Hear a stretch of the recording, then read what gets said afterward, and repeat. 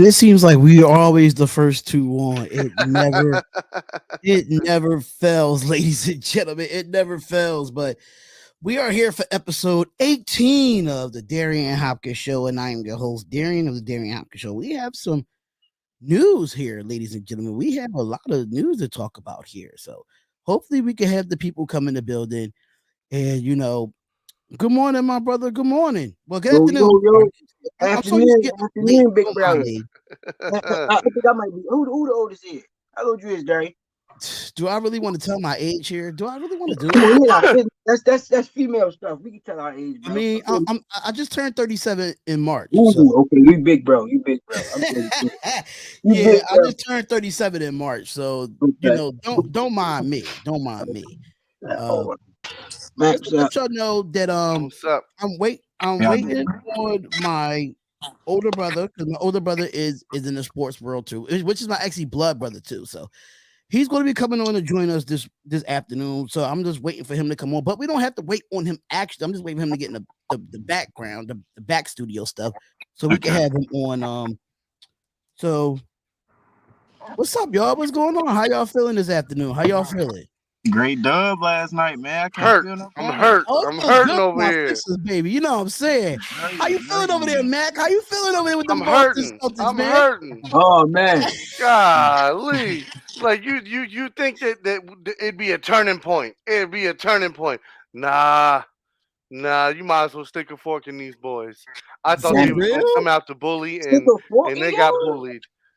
The Sixers took the cookie jar and put us in timeout. Like I don't know how else to say it, man. Like it's just you're seeing the same thing back-to-back games. Clearly, they have made adjustments, and this coach can't make adjustments. Like you can tell he's a rookie. He's acting like a rookie coach. I mean, the funniest. Go ahead, Mac. I'm sorry. What more can we do? There's no leadership on the court. Al Horford may be the veteran on the court, but there's no true leadership. There's nobody saying, look, this is what needs to happen. And I think that's the main reason why the Sixers finished this off. Yeah, we're definitely going to get. Why don't listen to him? We're definitely going to get into all of the recaps and predictions for tonight's games and all the bets and everything of that nature. But I said it on the last show. Max said on the last show, we're going to start with the NFL this morning. We're gonna start with the NFL this morning because I did the banners, but I want to talk about this because even though that it just came out, and I know that Bug put it in the group chat, Foster Moreau signs a 3-year deal with the New Orleans Saints. Ain't that ironic? Ain't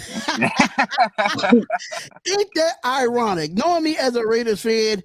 Ain't that ironic? That's why I put on the black hat with the gold shield, because it's definitely what the Raiders is looking like in New Orleans at this moment. That's what it's looking like. Yeah. So Foster Moreau, even though that he was like the backup to Darren Waller, but when Darren Waller was hurt, he was the starter for the Raiders at that point.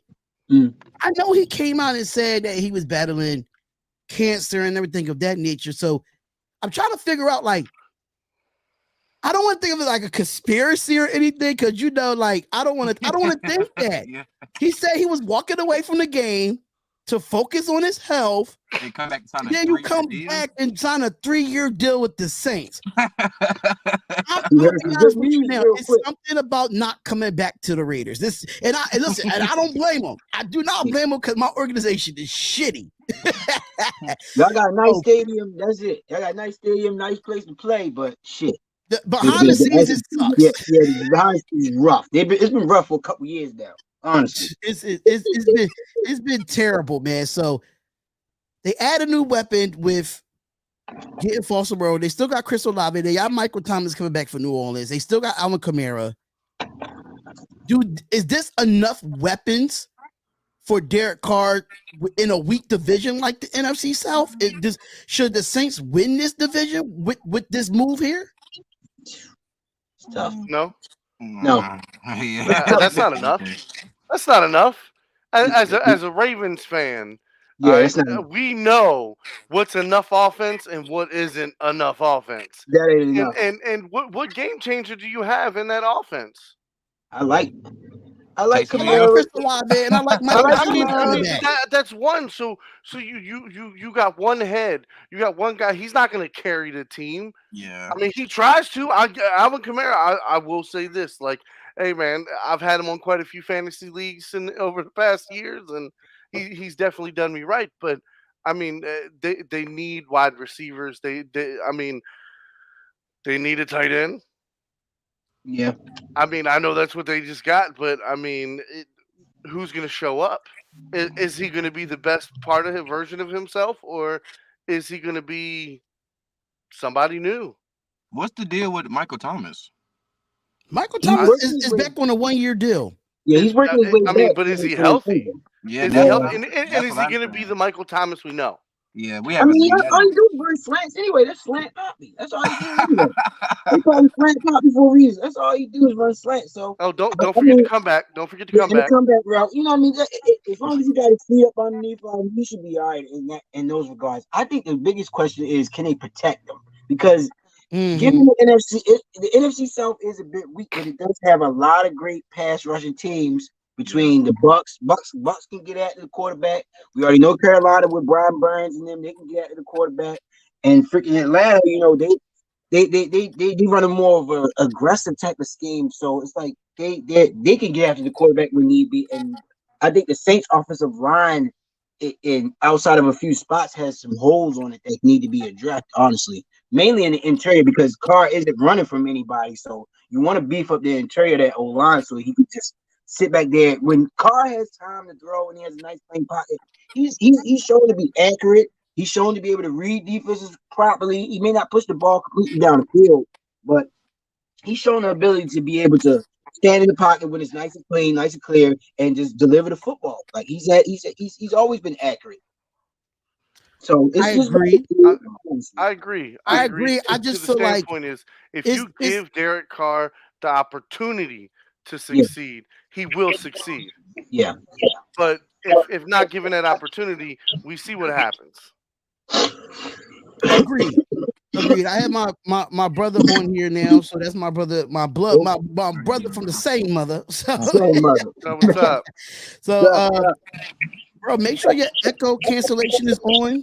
So if you just like go into your settings and see if your echo cancellation is on, because we know we had that issue yesterday with you on the last show. Say what? It's on. Okay, cool. So I'm just going like when you just mute yourself because you know we on the Foster Moreau signing with the Saints and stuff. We don't want the echo in the back as well. So all right, that's cool. So this is how I feel about it. It is the Saints' division to win because if you look at these offenses in the NFC South, they are not great. The Bucks got Baker Mayfield as your quarterback. Yeah, that's one. Y'all do Bake like that? I think Baker is done, man. I think Baker is done. I think under the right offense, he can flourish his game. He can be. It has to be an offense built for him. Baker played in pretty much the prototypical offense, a run-heavy offense with a great tight end in Njoku. You had two elite backs. You had some solid to decent wide receivers, and he tends to just want to play either hero ball, and sometimes he just doesn't read the defense. He's not as athletic as he seems. Honestly, he got to the NFL, and his athleticism got ate up real quick. Like he can't outrun too many people, and he doesn't have the strongest arm. You know what I mean? To really cut through a lot of different weather conditions, mainly because it was in the South. Now, maybe in Florida, he could flourish a little bit. You play a couple of dome teams. You're going to play a dome team. You're going to play Carolina. You know what I mean? Nice, but you'll play two dome teams, actually. So maybe he can, you know what I mean? He can build up some stuff, but I never was a big Baker fan. He hasn't really shown me anything to be to guarantee him the starting job over Trash. Let's see what Trash can do. Let's see what, you know what I mean? These other players that he signed can do. And now I understand. And I understand that Carolina went out. Carolina went out and got Bryce Young.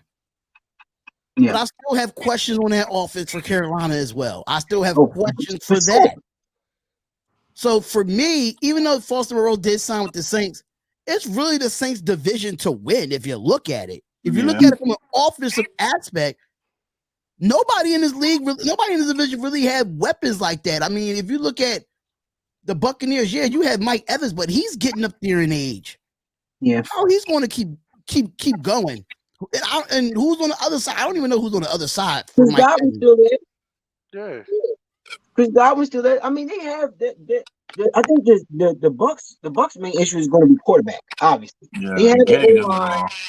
They have the O line. They have some solid backs. They got two elite receivers. You know what I mean? I think they still have the tight end from last year, the young boy. So it's just the quarterback position for them. It's the quarterback position for all three of the teams outside of the Saints, honestly. I'm going to say this now. Baker Mayfield will either be in the XFL or the Canadian League within the next 2-3 years. Thank you.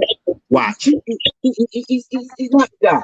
Maybe he should have stayed in freaking LA. I like him staying in LA. You know what I mean?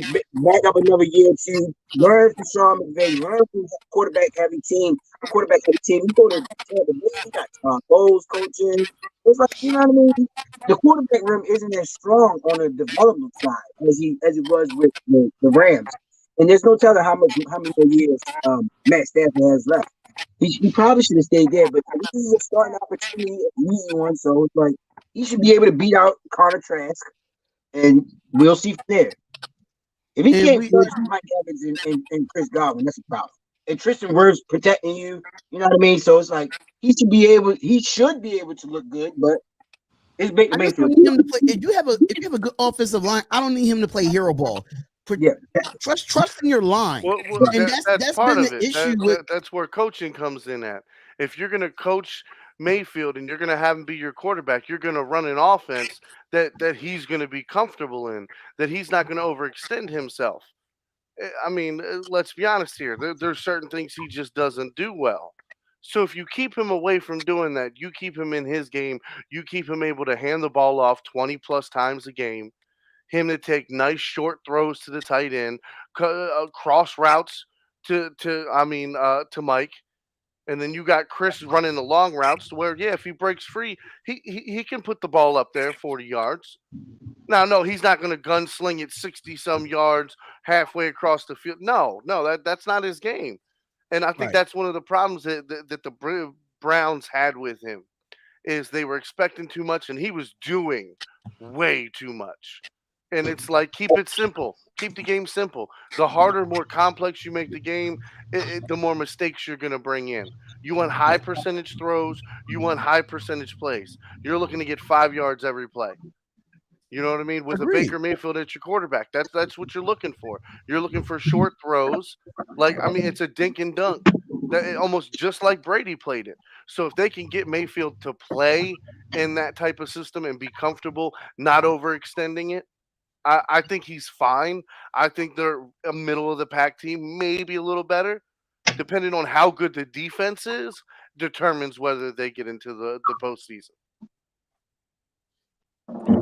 So, in my opinion, is this like I know we didn't talk about one team because I want to get into that next topic when it comes to the Atlanta Falcons because they got Desmond Ridder as your quarterback, and it goes into my next topic. They're tanking. Is Bijan Robinson was the right pick in the first round for them for the Falcons, and I say this because if you look at that offense, ever since I don't know when the last time they had a good running back. I don't even know when the last time they had a good running back. I didn't even look it up. But do y'all think this was the fit? Because I thought, in my personal opinion, they was going to go after Derrick Henry in a trade because the Titans want to get rid of his contract. I don't know if Derrick Henry wants out. I don't know if he wants out or not. That's something I don't know. But there's been mad rumors in the offseason about Derrick Henry being traded. So I'm like, okay, you got Arthur Smith that he had his success with as an offensive coordinator in Tennessee. He goes to Atlanta in a trade. Why not? But they end up deciding to go get Bijan Robinson out of Texas with their first round draft pick. Was it worth it for the Falcons? Yes, absolutely. They're building their team for next year. I'm not joking when I say I believe they are playing to tank this year. Like that's going to be it. I'd be surprised if they don't have a top 3 pick and they trade up and they get the quarterback they want. This year, they didn't reach for a quarterback they didn't want. They got exactly who they wanted. They wanted a young running back who's gonna be one of the faces of this franchise for the next 5 to 10 years. That's why they went and got him. You know, they don't they're riding with what's his name, Ritter, the quarterback, because they didn't see anybody better than that choice. And then look at all the quarterbacks you got next year. I'm gonna say this. I won't know if that pick, I won't know if that pick is good until at least mid-season to see what he does. Because if you able to get a Derrick Henry and this running back doesn't pan out to be what y'all thought he was going to be, it's gonna hurt them. And then now where they could have had a top 5, top 10 running back, now you have a rookie running back that doesn't produce. So I can't really say if it was a good pick or not until I see what he can do. My brother knows I'm not high on picks. Until you show me something. Like you could be the top number 1 person in the draft, but you could be a bust when you come into the NFL. So I can't really say it could be a good pick on paper, but how do we know that he gonna really fit in that scheme? We won't know until we see him on the field. So I would say maybe mid-season for me to really know if that was really a good pick for them or not. That's just on my opinion on part. He might be good, he might not be. It's a 50-50. I'm not sure. For me, I will just have to see. He's a good running back. Yeah. He looks solid as an individual player, but in the NFL, it's too many moving parts. They have questions at quarterback. Their wide receiver room isn't all that to be. You know what I mean? Yeah, I mean Drake London is nice. You know what I mean? I like Kyle Pitts. You feel me? But it's like, can they protect? Can they run block for him? Is there going to be holes open? Can they scheme up some shit to where's old Desmond Ritter? Because you're going to want to run the football with a rookie or you know what I mean, a lesser known quarterback. So it's like they're going to have to try to lean on the run game. So can they provide, you know what I mean, the old lineman, the scheme, you know what I mean, just the overall just wherewithal to just go out there and do the right things to make it produce. Because he's a running back. Running backs can produce, but they typically don't produce in their first year. Honestly, it's been very few times that running backs as rookies have come out and just completely set the world on fire. So I think that, you know what I mean, like I say, the quarterback issue, because they're going to stack the box. They're going to dare him to throw. If it's Desmond Ritter, they're going to dare him to, because there's very little tape on him. So it's like, shit, we need to see what the hell he can do before we, you know what I mean, back off 2 safety deep and just let you run the ball all day. I think Bijan, he isn't Trent Richardson, so it's like he looked like he could see the hole, hit the hole, and just run. He runs strong young kid, you know what I mean? So we'll see. But like you say, it's that I think that was a reach at 8. Maybe 8. Yeah, he picked the 8th, right? I think it was 8. I will add this.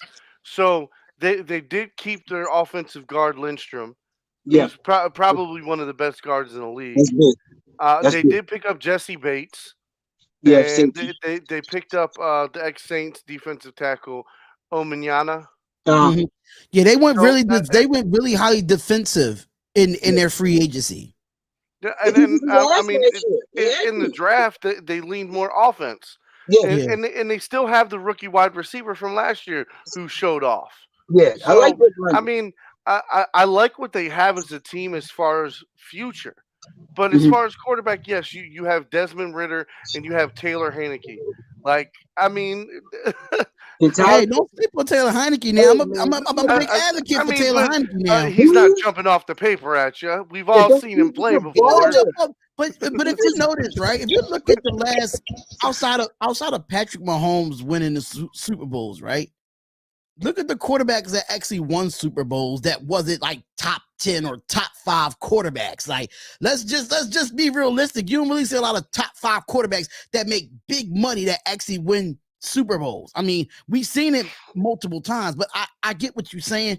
But I like Taylor Heineke. I think he has a good game. I don't think he's a top 10 quarterback, but I think he's solid. I think he's pretty solid, though. He's better than Desmond Ritter. Baker Mayfield is not that much better than Tyler Heineke right now. Not that much better.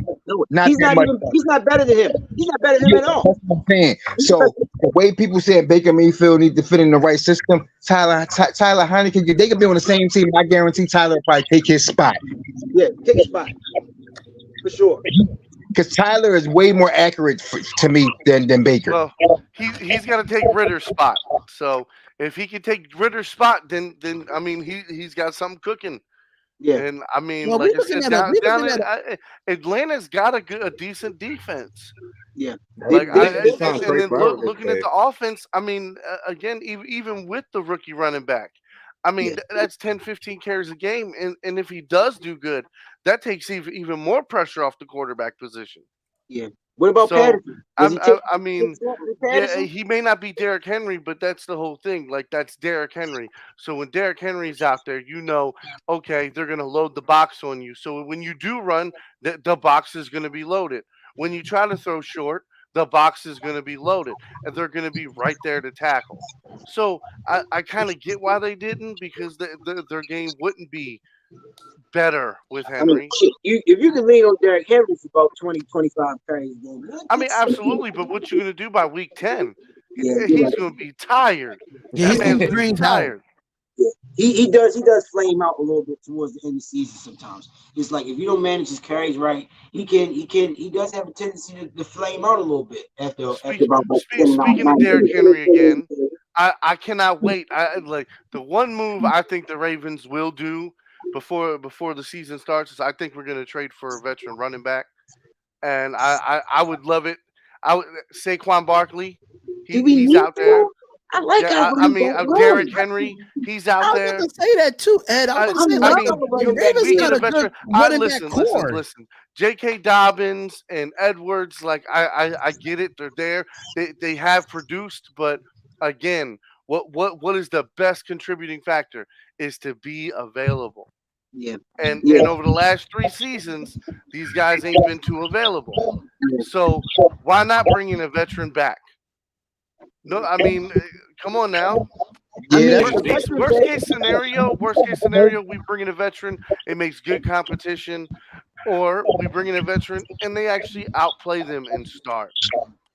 That's the only thing the Ravens are missing now. We got. Go ahead. Sorry. No. I was letting you finish so I could let my brother finish, so you could go. All right, go ahead. No, I was saying you got a point there, but you got to think about it. Lamar Jackson, a running back too. He gonna be getting. He's talking about he gonna throw. Did you see that picture? He said, "I'm gonna throw for almost 6,000 yards." That was the most statement I've ever seen by a running quarterback. He's gonna at least grab 2,000 yards out of those passing yards he's talking about. I see him getting maybe 35 and 2,000 rushing yards, maybe close enough to that, maybe 1,500. But that's no, a winning combination. I don't think he runs that much this year. I really don't. Not under Todd Monken. I just don't see it happening. I see Todd Monken trying to use his offensive schemes to get the best matchups and literally to get Lamar to stay in the pocket. I'm not saying he's not. It's not going to come at him. He's not going to have to scramble. And he's going to get yards that way. Absolutely. That's who he is. You know. But as far as the offense, we've had dog shit as coordinators the last 10 years. Let's be real. So to have a guy who's actually produced at the NFL level with his own offense, that's not going to be an exact yes man to Harbaugh. I'm all for it. I'm all for it. My only thing. Hold up. I don't know what y'all can hear me, right? I'm good. Yeah. My only thing about this is that it's not really is I just want for me, I don't have an issue with Lamar Jackson. I just don't want him bailing I just don't want him bailing after his first progression. And that's what he tends to do. He bails after his first progression. He doesn't look through his it's the small, like, don't get me wrong, he has talent. It's the small things that get me. His mechanics got to get better. His footwork got to get better. his eyes down the field. He got to learn how to look off corners and look off safeties. I just don't think he does that because you know why? His mechanics is not up here. It's down here. He throws sideways. He throws like this. And that's the problem. My brother played quarterback, and I used to be a football coach. I used to be a quarterback coach. When you throw like this all the time, 90% of your throws is going to look bad. But if he brings it up here and actually has his eyes downfield and actually try to look off a safety or look off a corner and go through his progression, he would be a better and accurate passer. I think that's mechanics. The only thing I say about Lamar Jackson, and that's it for me. Mechanics aside, is that you feel me? He completes a high percentage of his throws, especially last year. He hits a lot of receivers. I think a few guys he may have missed as far as overthrows and shit like that. But I think the mechanics then can be a little bit misleading because we've seen some funky deliveries and some guys really just thrive with just throwing the ball just from any angle. Mahomes, freaking not, and even a lesser quarterback, not Mahomes, because that's the ultimate, you know what I mean, description. But Russell like Wilson. Phillip Rivers' mechanics was trash, but he could throw a freaking ball wherever the hell he wasn't running from nobody. But the difference between Phillip Rivers and Lamar Jackson was eyes. That was the difference. One thing about Rivers, he stood in the pocket and looked through his progressions before he got sacked. He had no choice to stand in the pocket. I mean, because Phillip Rivers is not that athletic. Let's just be real. We knew that Phillip Rivers wasn't going to run out the pocket. We knew that. He was just slower than Tom Brady. Can I say something real quick? Look at the development from Lamar Jackson's first year to his second year, right? And look at the development from Jalen Hurts' first 4 year, and his second year. Look where I'm not going to say with the team, the organization that helped Jalen Hurts to get the talent around him. But look how he managed, how he threw the ball. Less interceptions, less sacks, less situations. He stood in the pocket way more than Lamar Jackson has done. Lamar been in the league longer than a year or two longer than Jalen Hurts. I'm not even my team. This is not even my team. I mean, you're talking about a complete team. The offensive line that Lamar Jackson has had over his career versus the Eagles' offensive line. Come on, man! You got possibly 2 Hall of Famers on that damn line. You got multiple, Pro Bowl players. Let's be honest. If Lamar Jackson had the Eagles line the last couple of years, come on, that comes from your organization as well, too, Matt. That's when your organization as well. If your organization know that you're going to pay Lamar Jackson the way you got to pay him, you got to pay your offensive line to protect him as well. The thing is, our best left tackle got hurt. So it's like, you know what I mean? It's hard to really do what you need to do when you pay him and he's hurt the same year. It's like he's after his paid, and he's out for a year and a half. So I think, and even still looking at the numbers, Lamar's best shit is off script a little bit. And the fact of the matter is that up until this past season, Lamar, the weapons have been there to produce. Now, if you look at Philly went out and got A.J. Brown, #1 receiver. You feel me? You have Devontae Smith. You have 2 elite tight ends. You got a good running back room, and you got one of the best offensive lines, you know what I mean, that we've seen since like the Dallas Cowboys back in the day. So but that starts with the organization. You went out and got weapons for your quarterback. That's what you did. You went out and protected your quarterback. You went out and got some receivers and got supporting cast around him. That's the thing Lamar Jackson was missing in his first couple of years in Baltimore. That's why I feel like Jalen Hurts' contract should be bigger than Lamar Jackson. Because Lamar Jackson Hold up, I agree. I feel like Lamar Jackson is put up or shut up for him. It's put up or shut up. Because I'm at a point where he has to prove to me that he was worth that contract. He has to prove to me. He just got paid. He had one good year with 3,900 yards as an MVP. Yes, I understand that. But that got to be a consistent thing for me. It can't be 1 year you got 3,000 yards, the next year 3,900, and the next year 2,000. You can't do that. It has to be a consistent basis. And one thing we don't know about the NFL as a quarterback, we want to see consistency. And that's what we're looking for in Lamar Jackson is consistency as a passer, because we know what he can do on his feet. We don't what care he do. as Ravens fans. As a Ravens fan, we don't really care if he throws for 3,000 yards, 4,000 yards, 5,000 yards, 2,000 yards. It don't matter. If we win games with him and he doesn't look like complete shit, we are completely happy with it. Because at the end of the day, we're going to play lights out defense, and we're going to try to just work from there. And that's why Baltimore has not been back to the Super Bowl, because y'all focus on your defense too much. That's No, that's Let's the keep it opposite. real. That's exactly why we haven't been back there. It's because Exactly. look at all the first round wide receivers we've picked over the last 5 years. Imagine if we would have got defense, or imagine if we'd have picked the next DK Metcalf. We should have picked DK Metcalf instead of little Marquise Brown. Yeah. Come on now. It's That's little the things like that is organization where we fault. messed up. We can go all the way back to the last time we won the Super Bowl, the year after the Super Bowl, the draft. Miles Jack. We could have picked up Miles Jack instead of who? Who did we pick in the second round? Does anybody even remember? But look at your history as the Baltimore Ravens as an organization. It always was defense and run the ball. Never a good receiver. Last time I really had a real good receiver in Baltimore was Steve Smith. Let's keep it real. Let's keep it real. Yeah, absolutely. That's been my problem with That's Baltimore. that's what I'm saying. Like, my problem with Baltimore, because I feel like Baltimore has the formula. Lamar Jackson has the formula, but offensively, y'all don't invest on that side of the ball. Y'all just never did. Y'all invest so much into the defense. We don't now invest into the wide Odell receiver, Beckham, which is a little bit uncertain. We don't know what you will get with Odell. I love the pick for Zay Flowers. I love that pick. I thought he was a great pick for y'all this year. I mean, I'm not a big fan of Nelson Aguilar, because we was the only team, the Raiders, that he was the reason why he got the bag in New England, and now he's no longer there, because his best years was as a Las Vegas Raider. I'm just going to say it as it is, because he was shitty in Philadelphia and he was shitty in New England. I'm just going to say that. I'm going to say this. He's basically battling, him and Odell are battling for the spot. That's the thing, because they're going to battle for the X receiver opposite of Bateman. He's going to throw Duvernay and Zay Flowers in the slot. We spent veteran money. One of them two are going to be gone by week 3. Whichever one, week 4, one of them two are going to be gone.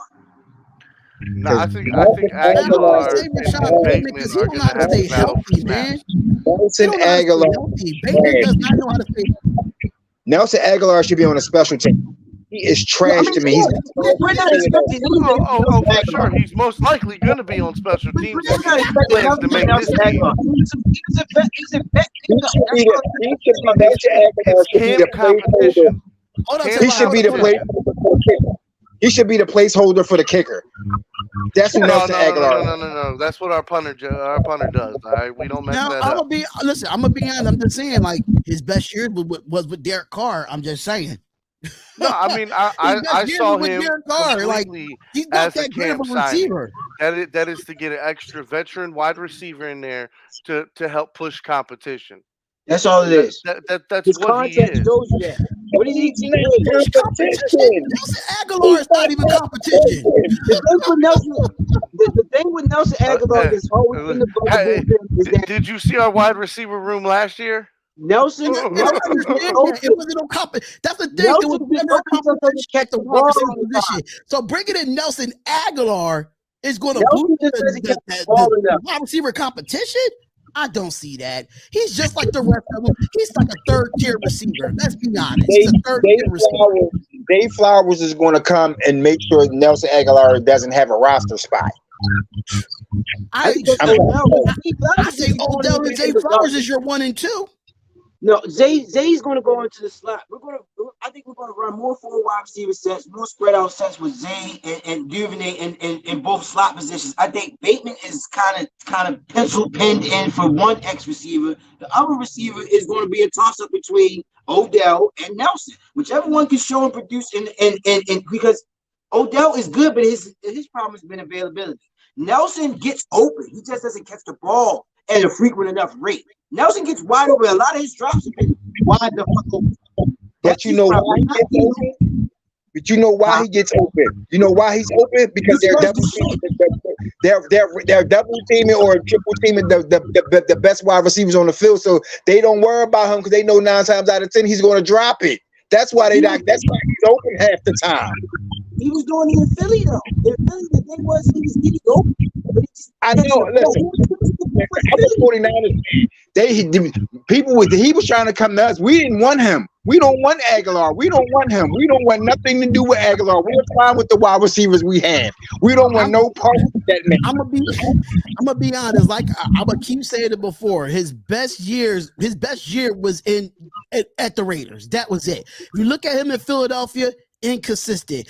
He got the bag in New England because of his productivity that he did with the Raiders. That's why he got the bag in New England, and he got released from the New England Patriots because he didn't live up to the bag that he was getting from the productivity from last year. So that's my only problem with Nelson Aguilar is, like I said, for Lamar Jackson, but it's two different positions. Inconsistency. That man cannot catch the ball to save his life. I don't know what we did in Las Vegas that time that he was with us for that 1 year. I don't know what happened, but now he's back to being the Nelson Aguilar back in Philadelphia. That's what he's starting to look like again.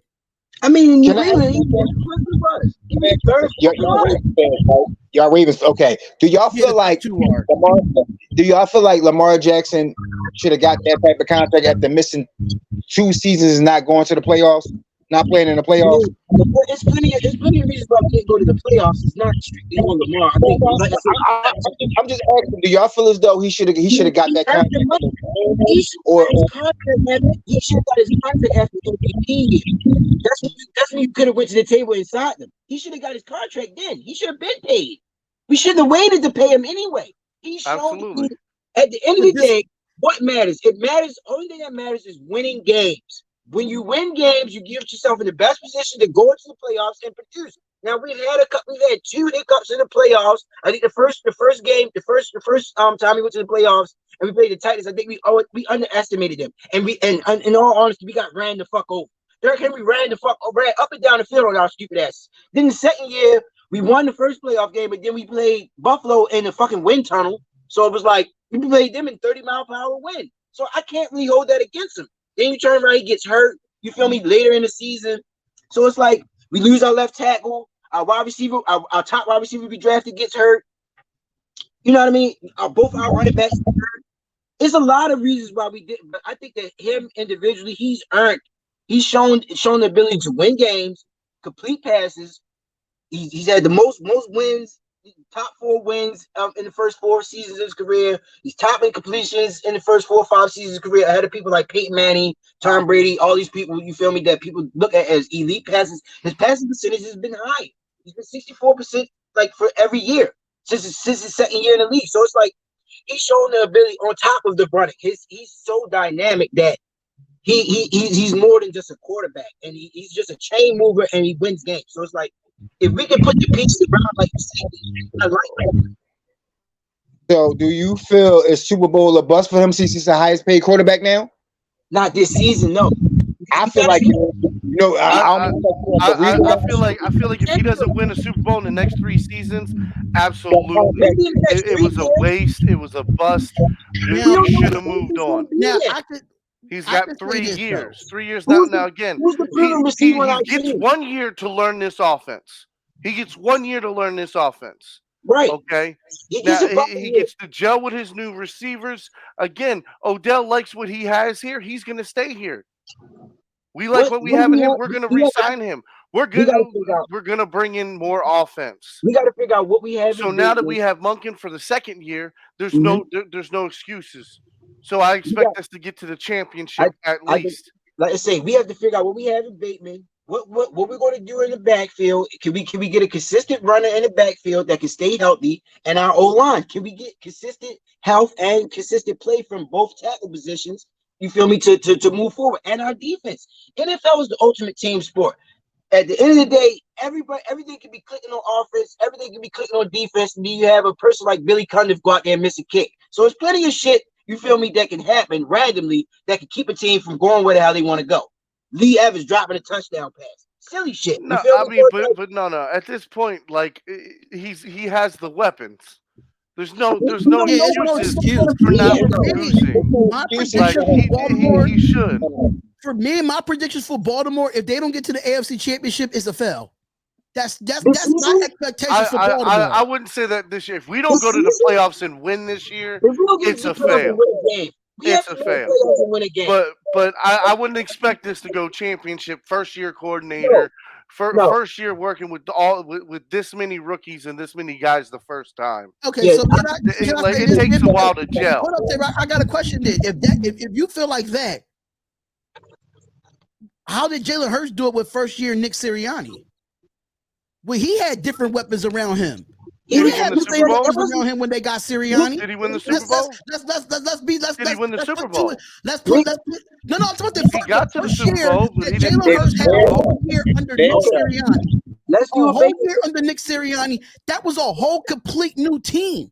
Let's do a basic. Under Nick Sirianni. When you're comparing the teams, it's night and day. Like every position, they're better than the Ravens. Yeah, but you got to look at the first team. Comparing two quarterbacks like that, that's not really fair for what's around them. They first year under Sirianni.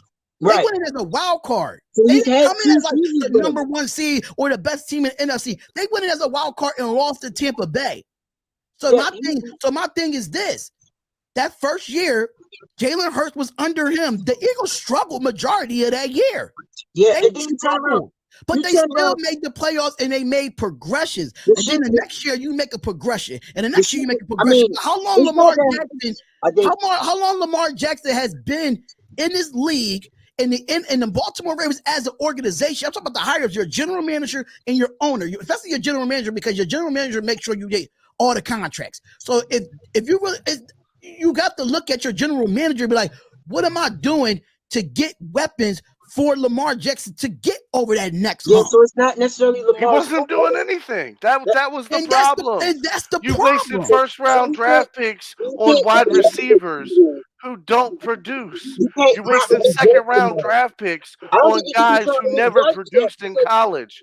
The pass rushers we drafted, 0 sacks. At the end of the day, you feel me? Like you say, Nick Sirianni was there for he was already there the year before. Then you turn around, you give him an elite receiver. You get your tight ends healthy. You get your O-line beefed up more, and your defense just continues to play lights out. It's like those things in conjunction, in comparison to what the Ravens had, did not happen.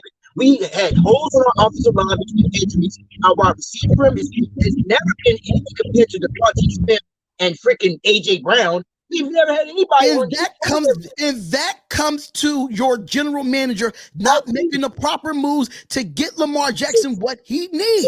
Simple as that. That's not a debate. I don't think that's a debate. I just feel like the debate is that if you want Lamar Jackson to succeed and get to that Super Bowl, you have your team, your organization have to go out and get those players to get there. So for me, I feel like it gotta be past the wild card. I'm sorry. See, in the NFL, it's a copycat. I mean, absolutely.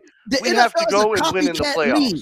The NFL is a copycat league, and the only thing that's different from each offense is the terminology. Everybody runs the same shit, but the terminology is different. The philosophies are damn near the same. If you look at people running routes, they run the same shit. You running stretch plays, you running draw plays. It's the same thing, but the terminology is different. So with that being said, if he's been in the league this long, he doesn't need a year or two just to learn offense. I'm sorry. Okay, I gotta think. One thing, the 49ers.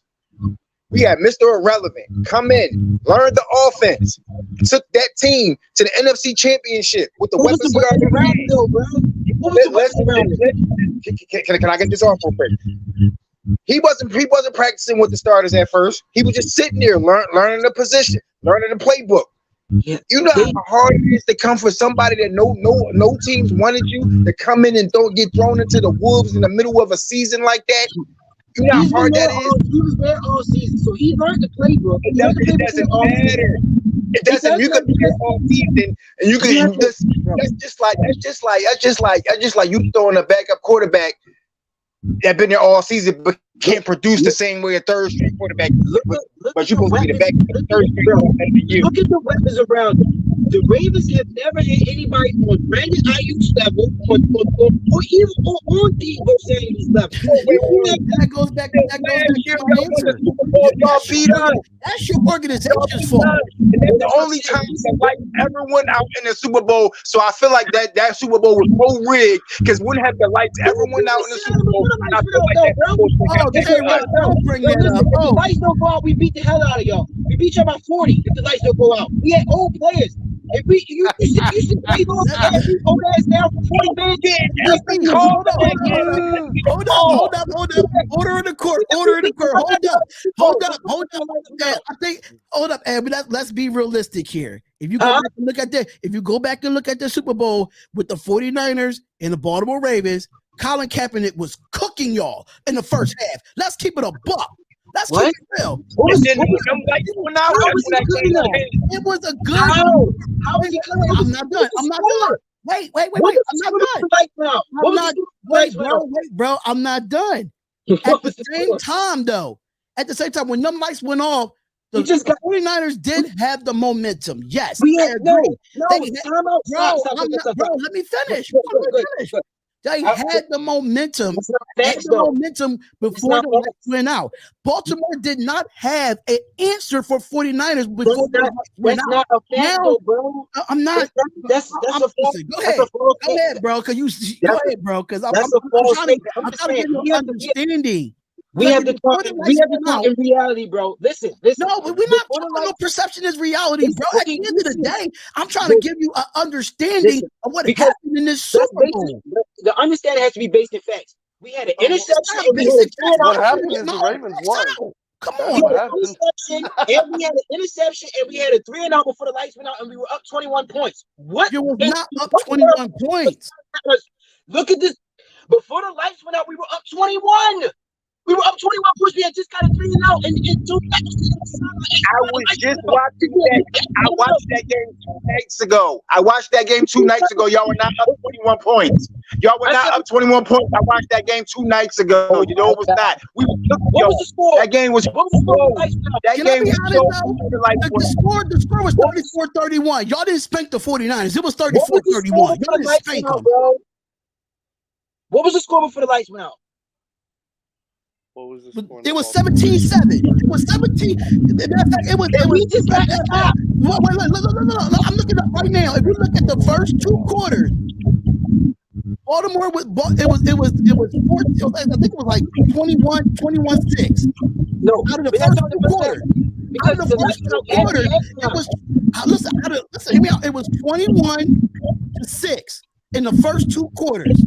In that third quarter, the 49ers outscored the Ravens 17-7. What happened? Hold on. I'm not done. In that fourth quarter, y'all only both scored 6. Okay.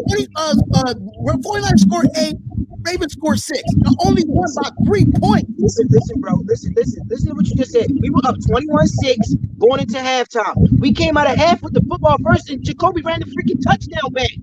He ran a touchdown back, and then they got the ball, and he went 3-and-out, and Joe Flacco sits on the sideline. That was the only touchdown that y'all had in the second half. He scored on the first because he ran the touchdown back coming out of halftime. We were up 21. We were up 28-6. So how they outscore y'all? But they 49ers outscored y'all 17-7. I said before the lights went out because at the end of the day, when did the lights go out? 50 minutes after the lights went out. And then the lights came back on, and the 49ers went on their run. Before the lights went on, Jacoby Jones recorded a 108-yard. That was for Ravens to go out and 28-6 lead. However, a partial power outage in the Superdome following the return suspended play. No, so it was 28-6. I'm about to see right now. It was 28-6. It was 28-6. We were blowing out. It was 28-6 when the power went out. Then how y'all beat us by 3 points if that's the case? Because at the end of the day, you guys went on a 17-score rally they won a 17-7 run and brought the lead to 28-23.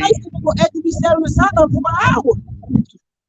And then the Ravens scored, making it 34. You trying to tell me the 49ers drove down to the Baltimore 7-yard line just before running 2-minute play and getting controversial no call. Right. We had the 3-and-out. And then the Ravens took the safety, gave you guys 2 points.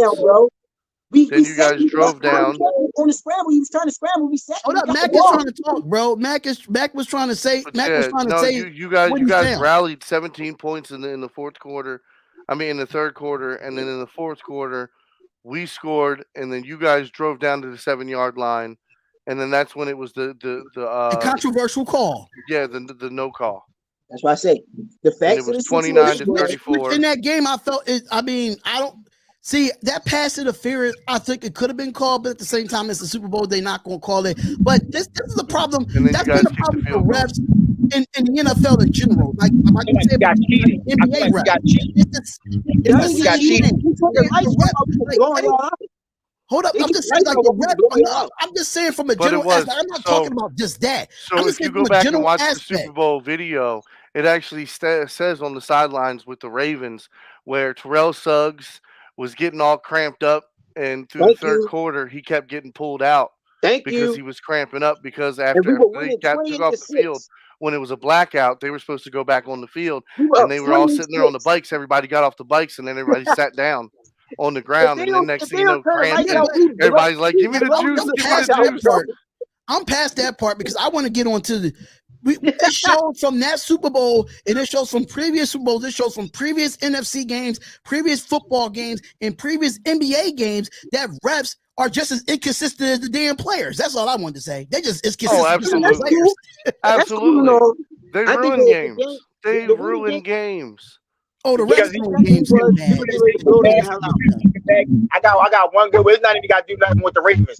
Remember when the 49ers played the Seahawks and Marshawn Lynch fumbled and Navarro Bowman grabbed that ball when he broke his leg and they gave the ball back to Seattle for them to score to go back to the Super Bowl? That shit never happened. Right. That goes to the refs, though. That goes to the refs. I mean, That's what him and Patrick together. We got robbed. Everything is judgment. The refs are human. The refs are going to make judgment the refs calls. ain't no damn human, please. They're not Things are just blatant, bro. robots. Some things are just blatant, and you have some things are just blatant that you see right there. And we talked about it the other day, Mac. When and you said it yourself when Jason Tatum pulled that forearm out on Tyrese Maxey to shoot that three in Philadelphia, and the rep was just standing there just watching it. That's blatant, bro. What's That's the problem? blatant. The problem What is about That's the just blatant that you didn't want to call it. Butler push off? What about the Jimmy Butler push off in Milwaukee? And I mean, that was clear. That was clear. I need to hoop. I mean, it's something that we see. There's certain guys that are just going to get certain calls. As a Ravens fan who has been on the other side of the referees, we have been getting jobbed by the referees for years. I know what it looks like when the shit when it happens, bro. Wait. Let's stop right there. You see with the team that I rep right now, we are the most hated team in the NFL. I agree with you. No, sir. No, sir. No, sir. Back to the top no, rule. sir. I have traveled all around this country as a stagehand, and we, the Baltimore Ravens, are the most hated team. People hate us. Man, I know more people that have love for the Raiders than most other teams. Listen, Mac, I'm gonna tell you why. Everybody loves Al Davis. Come on now. Hold on, Tay-Rock. I'm gonna tell you why. Did the Baltimore Ravens ever go through an index card to get the first down? Did the Ravens ever have to go through that? No. The Ravens have went through plenty of shit. Hold up. Nope. I'm gonna get my time now. This is my time. This is my time right now. My time. Because the Raiders has been getting screwed since the Tuck rule became a Tuck rule. And the Tuck rule has not been called since then. It goes all the way back to Franco Harris' immaculate reception, where Al Davis sued the NFL against the Pittsburgh Steelers. When Al Davis sued the NFL, we was public enemy number one, and we've been that ever since. They don't want to see the Raiders in the playoffs. They never do. The Raiders has been public enemy number one since Al Davis was alive at a young age, and he's still public enemy number one, turning into his grave. But don't tell me that y'all been through what we've been through. Absolutely not. We had a coach get traded to a team that played us in the Super Bowl and knew everything that we were doing, and the NFL allowed it. Let's talk about it. I mean, the Raiders has been for the last 25 years. It's a fact. It's a known fact. Your team has been as bad as your owner's haircut. You got a point there. I can't even argue. You got a point there. Isn't that I can't. That's not And even I close. can't even say my 49ers is the I'm most gonna try to take hated. the Raiders fans. That's how bad it is. Y'all have a better chance. The Baltimore Ravens have a better chance of going to the playoffs every year than the Las Vegas Raiders. I don't think it's either one of us. That I think year it's the that we Cowboys. went to the playoffs and went 10-7, we was The not Cowboys supposed are to the- go. Hold on. The Cowboys are the most hated Didn't team. you just say earlier it all has to do with the front office? Blame your front office. Blame your GM. That's their fault. That's their fault. It's your owner's fault for hiring these stupid people that have ruined this franchise. When it comes to playing in a game, I'm saying, and I'm not talking about the organization right now, because I know our organization stinks. I know that for a fact. I've been through that. But when it comes down to that tuck rule, that's not the organization's fault. When it comes down to that index card, that index, how you can give a fucking index card to give the Cowboys the first down? An index card. It wasn't the first in the NFL. You never seen it. It wasn't the first down. But they gave them the first down because of an index card. That's my issue. It's not like he plucked the hair from his ass and you know what I mean? Yeah. It was like, no. It's more than 3 hairs. Why do a ref have an index card in his hand He's anyway? got a card for the time and shit, for timeouts and all that. Well, it's called a notebook. Handy dandy. I mean, yes. That is absolutely messed up. The Raiders. Listen, even though the Raiders had that whole situation with John Gruden and Henry Ruggs, they was doing everything in their power to not make us make the playoffs that year. The NFL was doing everything for us to not to make the playoffs that year. Listen. As a Ravens fan, I watch our home commentary from our home games, and the commentators root against us the entire game. Talk about, all right, come on now, Browns. I know they're going to score a touchdown here. They're going to come on now. You're what? Are you serious? This is our home game, and the commentators are talking bad about us. I watch the draft every year. And right before our draft pick, what happens? A commercial. It always cuts into our draft pick after we made our draft pick. I feel you there. Come on. I feel you there. I did the draft this year, Matt. This is something every year. Every year, this is the thing. I did when the they draft talk about for 3 the days Ravens, on this if channel. it wasn't for Lamar Jackson, this has been the biggest offseason we've been talked about since Joe Flacco. We still the Raiders still don't be talked about. We still ain't talked about. So I mean, you guys got to go get a quarterback. I gotta go get a quarterback. Who the hell throwing the ball for y'all? I mean, we got. Only thing, the thing is, we got Jimmy G for a short period of time. All right, quick. Archie Manning. Who do you think's gonna get Archie Manning? And do you think they're gonna take the Eli play? What you mean?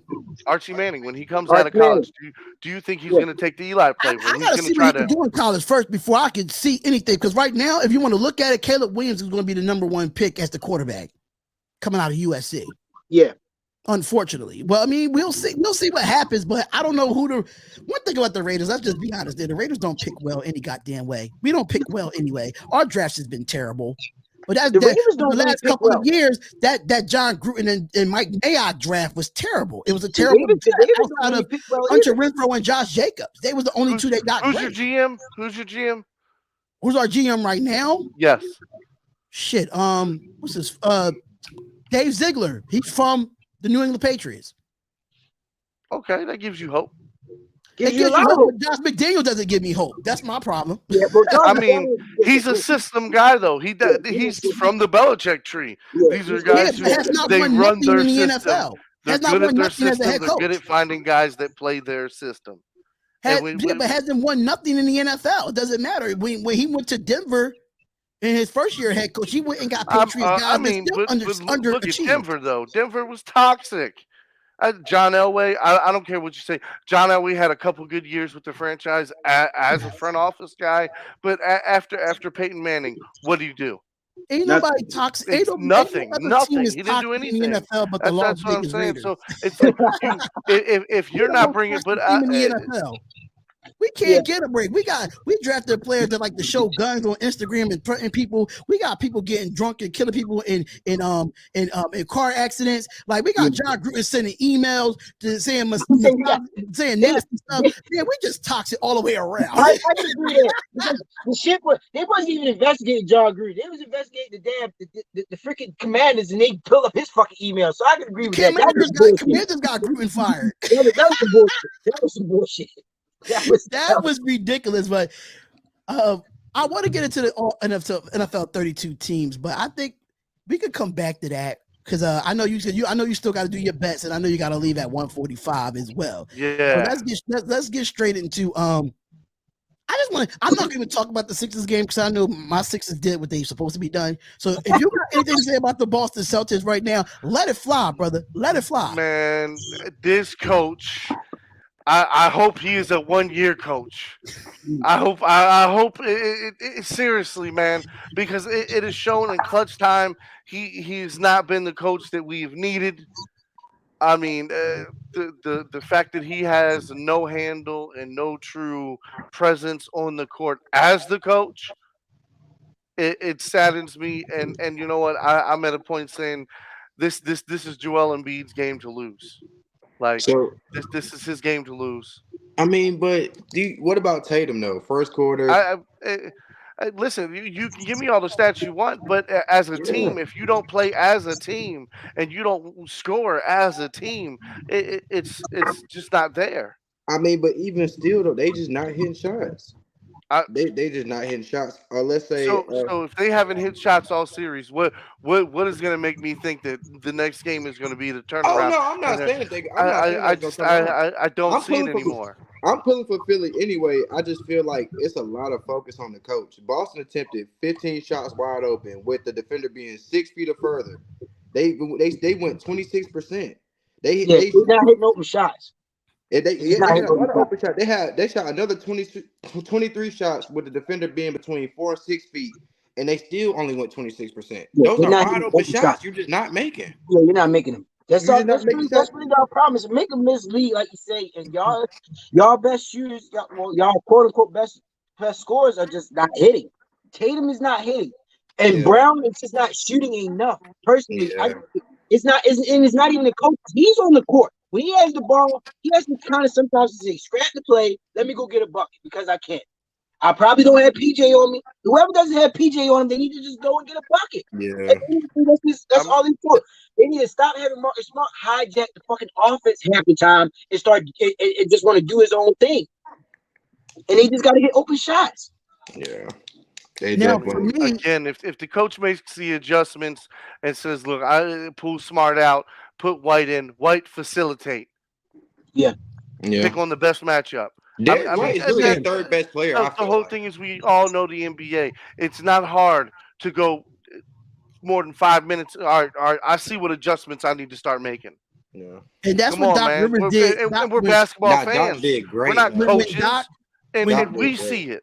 So at some point, you know what I mean? It has to be on him. You have the guys to run a system. What system are you running? It looks like you're running freelance. The same thing. That's why I didn't call the timeout, because he's comfortable not calling timeouts, just letting them wing it. And I personally, I can't keep backing that. I just don't see how that's going to work. I don't see them making the adjustment. They haven't made the adjustment so far. It's going to be the Sixers to lose, honestly. It is. And listen, I just need the Sixers to be focused and not overly confident, because I know how the 76ers is. We get a big win and then we look like shit the next game after a big win. Listen, I'm going to be honest with you here. I have to give it to Doc Rivers on this situation where you don't play McDaniels and you play Daniel House. That was smart. McDaniels is not that bad. He's not. Daniel House is not that bad, but he doesn't. I'm saying McDaniels. I like Daniel House. I like Daniel House better than McDaniels in the rotation. Yeah, for me, it's kind of the same thing to me. I feel like with McDaniels, I just feel like with McDaniels, he's a little bit slower on the floor, but you have more quickness with Daniel House than you do with McDaniels when it comes to in transition. But when Daniel House is open, he can make those shots. And I just like I like he's a little bit more lengthier than McDaniels. He's a little bit more taller than him, but I just think he's more active than what McDaniels was, in my opinion. So I thought making that adjustment and putting him in and having him in the rotation instead of McDaniels, it was pretty smart for this game. Now, do we do it again? I don't know, because this is Doc Rivers we talking about. Look, no. Back-to-back games, them doing what they need to do. I say give the man his applause. Doc Rivers is obviously on a whole different level, coach. Yeah. Clearly. Yeah. He's now got his guys to have confidence back. Tobias Harris looked good. He looked good. He looked good. You know, I mean, I've seen him get in a couple spots. Like he looked good. Yeah. I mean, he was on 16 points for a while because he was in foul trouble. He had about 4 fouls by the third quarter. He just came out. He played aggressive. He rebounded. He had a season high 11 rebounds last night. Like he was leading in rebounds. And Maxey showed off the same thing. Literally what we talked about. If he comes and he shows off and he plays his game.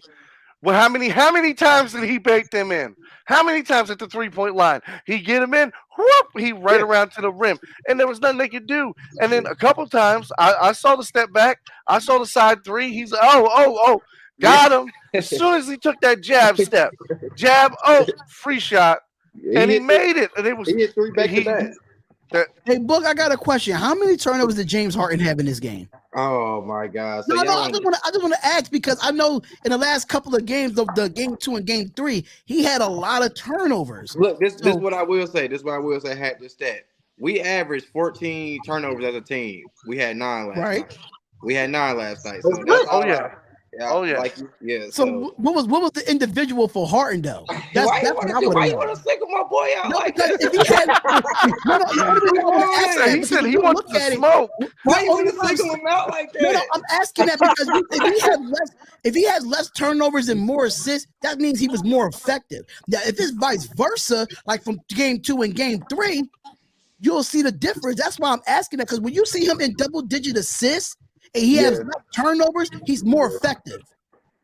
Let me see what he had last night. Let's see. I mean, Maxey getting 30 is key for y'all. Y'all need a third scorer, because at the end of the day, Harden is just really just going to try to facilitate. He's going to get you about 20. Harden had 2 turnovers last night. You need Maxey.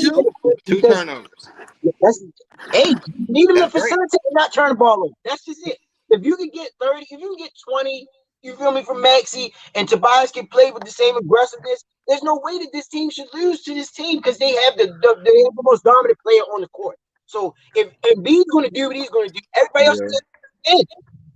Right. So if you look at it, he was, because Harden was plus 10, he had 10 assists, he had 8 rebounds and 2 turnovers. That's effective for me.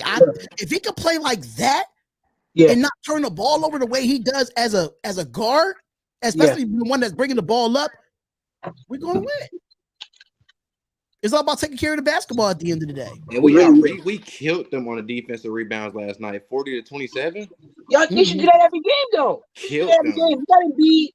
Killed them last night. Killed them. Let's do it every game. And Tobias should average at least 10, 12 rebounds a game. Yeah. Yes. And then he just so inconsistent, though. Like, he'll do this, and the next game he's gonna have 4 points. That's all I've been saying. They say he's inconsistent. He has been one of the most inconsistent, highly paid players in the NBA. Yeah. It's just facts. Agreed, because his numbers who's been more inconsistent, Boston or Harden? Yeah. Hey, I can't answer that, bro. This is what I'll say. Harden, he couldn't play his game. He did the smart thing. He unleashed when he needed to. Game 1, he came, did his thing. Game 3, he came and did his thing. You know what I'm saying? So now he really kind of coached. We are gonna pull this out. They're gonna need that when we had to play the Heat. That's when we're gonna need to see some James Harden.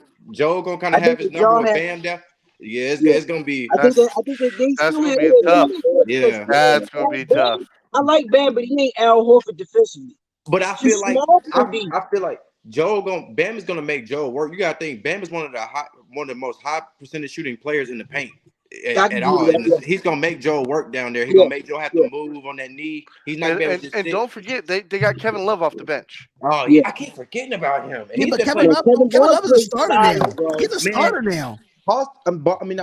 The last 2 games, Kevin Love has started for the Miami Heat. The last 2 games. Man, I want to talk about this yesterday on the show. They've been running this double screen with Kevin Love and Strus, and the Strus role actually and Love is staying out, and they've been killing with that. A double screen, it's killer. I can't lie. I was like, damn, never seen that. Why is Strus rolling? And they got Kevin Love popping, and he actually been knocking. He's a shooter. Yeah, it's been looking shooter good. Gonna shoot. It's been looking good. All right. Can we move on to the Nuggets, Suns? Yes, thank you. Move on to this right here. I knew exactly what was going to happen, and it happened. Yeah, they were at home, and everybody ate. Everybody eating beautiful. Everybody, Bruce Brown getting you 20 plus. That's just who said they didn't like Bruce? Everything Bruce Brown's getting you 20. Who said they didn't like Bruce? I forgot who that was. Somebody said it. Like his demeanor. Like his demeanor. Listen, y'all say what y'all want. I do not care what y'all say. That 120 plus game don't mean nothing for me. It gives me nothing. It's in the playoffs. It gives me nothing. He showed up with the matter. Play like that on the road, Bruce Brown, and then you play like that on the road. I mean, he has. He's played like that a few times. Not 20. That's his first 20-point game in the playoffs. I'm saying his play. Especially at the end of the season. He's played solid, but he just haven't in the previous series for real. But in this series, he hasn't played well on the road. Nobody has played well on the road in this series for them. Yeah. In the 2 games they played in favor. None of their role players have really played extremely well. Bruce Brown is Bruce Brown, man. And then why is nobody giving my boy Michael Porter no love, man? He played back games. But I have to say this though. Ed was right about Michael Porter. He does need to get an inside game. No, he does. He needs an inside game. I saw that last night. Yeah. He was 5 for 8 for 3. Yeah, he does. He needs to post up a small defender. He doesn't have KD on him. He does. I could agree with that. Because if you they don't have a Cody on him. They don't have KD on. They don't have Booker on him. They should look. He's 6'10". He can shoot over anybody. But I can say this about the Phoenix Suns though. I don't know what happened in the second half with them. They was only down 3 at the half. Right. They got blitzed. Down 3 at the half. I don't know if it was the body language for me, because I felt like they didn't come out trying. So if you look at the shot chart, like you see the shot chart in the first half versus the second half. When you look at the Nuggets just get closer. They're taking higher percentage shots. So and it's like when you it's the same thing. It's like you go on a run. The Suns just were not keeping up with them. You look at the Suns shots. With jump shots, that's their problem. As I said, Denver is susceptible to being attacked in the lane. As long as you don't settle, you can get whatever the hell you want. Once you start settling, their length on the perimeter becomes an issue. They have multiple players that are at least 6'4" and above on the perimeter. They don't really have a super small guy that they're throwing out there on offense or defense.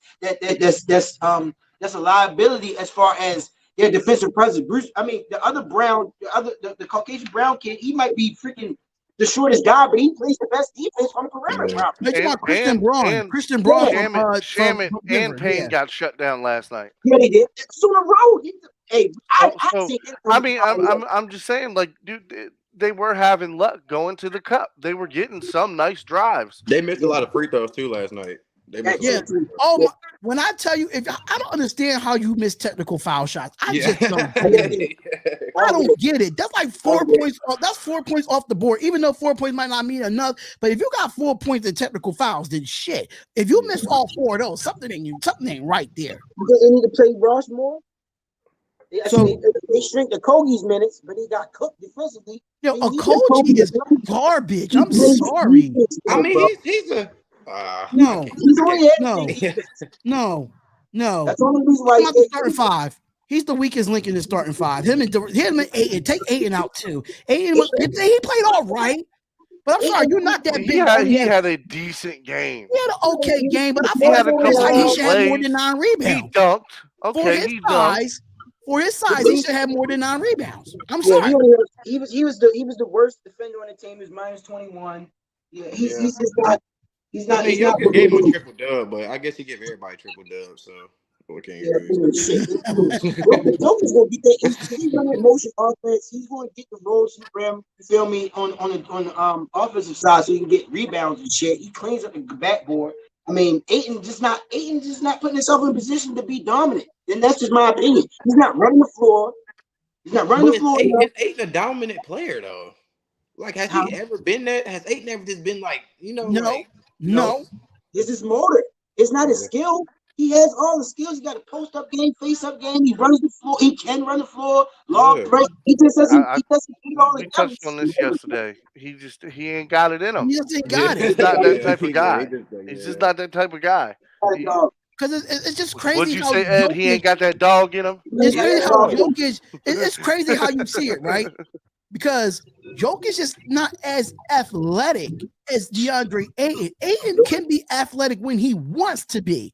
Now, his full, a lot of people saw his full potential coming out the draft for DeAndre Ayton. But the fact that you letting an unathletic Nikola Jokic just dog you out is just asinine to me. There's no pride. There's no pride in it. He's not. He doesn't seem to be like a super prideful guy as far as like, I'm getting cooked. Let me turn the fuck up. He doesn't have that switch. He don't got that switch. I'm getting cooked. I'm getting cooked every game. This unathletic European dude is killing me. He's killing me with simple shit. He's not even really bullying him the whole time. Because he can do that because he weighs way more than him. He's for real, he just keep disrespecting DeAndre. And if you look at the numbers, he had freaking 29, 13, and 12. He's destroying him. It's sad. Because Ayton, as I said before, Ayton should be able to do the same defensive shit that a Giannis does, that an AD does. He should be able to protect the rim, be athletic, and if he just be's athletic and just goes all out, a lot of the shit can be cleaned up. You feel me? He has the basic skills: jump hook, right, left. You feel me? A face up jump shot game. He can run, lob threat. He just doesn't put it all together on a night-to-night basis because he doesn't seem to really care enough. That's the thing that I see when I watch him play. He doesn't seem to care enough. So before we go into the bet segment of the podcast, who wins this series? Do you think the Nuggets can end it in Phoenix? Yeah. No, I'm just saying because if you look at the last 4 games, Denver won 2 at home. Yeah, it's been Phoenix won 2 at home. Denver won. No team in this series has won an away game. Yeah. So do the Nuggets can go into Phoenix? Can the series there reproduce the same shit? That's the question. Can Michael Porter come out cooking the game? That's what I was gonna say. Yeah, he don't gotta get you 20, but can he get you 10? Play good defense. You know what I mean? Be relevant on offense. Can these other guys come in and run the floor? And can KCP find a shot again and just keep consistently playing good defense on Booker? It's like once the Suns get home, they just with both teams, like they're a different team. So we'll see. I think the first 5 or 10 minutes, like I said in this game, the game before, the first 5 or 10 minutes will dictate what the fuck happens. If they come out and blitz them and it's competitive and it's not competitive after the first quarter, then maybe I can see the Suns winning this game. But if it's too close after the first quarter, the first 5 or 10 minutes, then I've got Denver shutting them down on their home court. Same thing for the 76ers. 76ers is ended it in Philly. Oh yeah, we close. Yeah, we close. Again, if they don't, that's going to be heart-wrenching to leave the door open. I think we close it out. Tatum is he's like in his head player.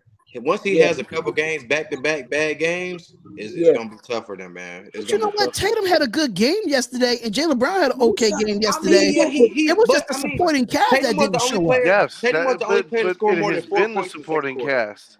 He was the only player to score more than 4 points in the second quarter. He was taking all the shots. So it's like, is he really having a good game, or is he just shooting a lot of shots? He came out the first quarter and went I mean, if you look at it, he really didn't have no choice. If you look at if you look at the box score, I mean, yeah, no. for Al Boston, Horford if you look more. at the box score, if you look Yeah, at it, it Tatum had 36, Smart had 14, Derek White had 7, and then Jalen Yeah. Brown had 27, and Horford had donut. What you supposed to expect from Jason Tatum? If I mind mean, you, but Horford y'all played at home 25 though. minutes and he was 0 for 7. 0 for They, Even 7. they, even they was at even home you. with no home That's court advantage. yeah. They Even were you as a getting Sixers booed fan, by I would the just third quarter. Come yeah. on, man. Like it And was. then It was just. It Brogdon, was bad. Brogdon played 26 minutes. He was 3 of 9 and 1 of 2 from the 3 with only 7 points. They're not playing him enough. That's the problem. Now Brogdon Brogdon needs to should. play That's more. crazy. Brogdon should get more time.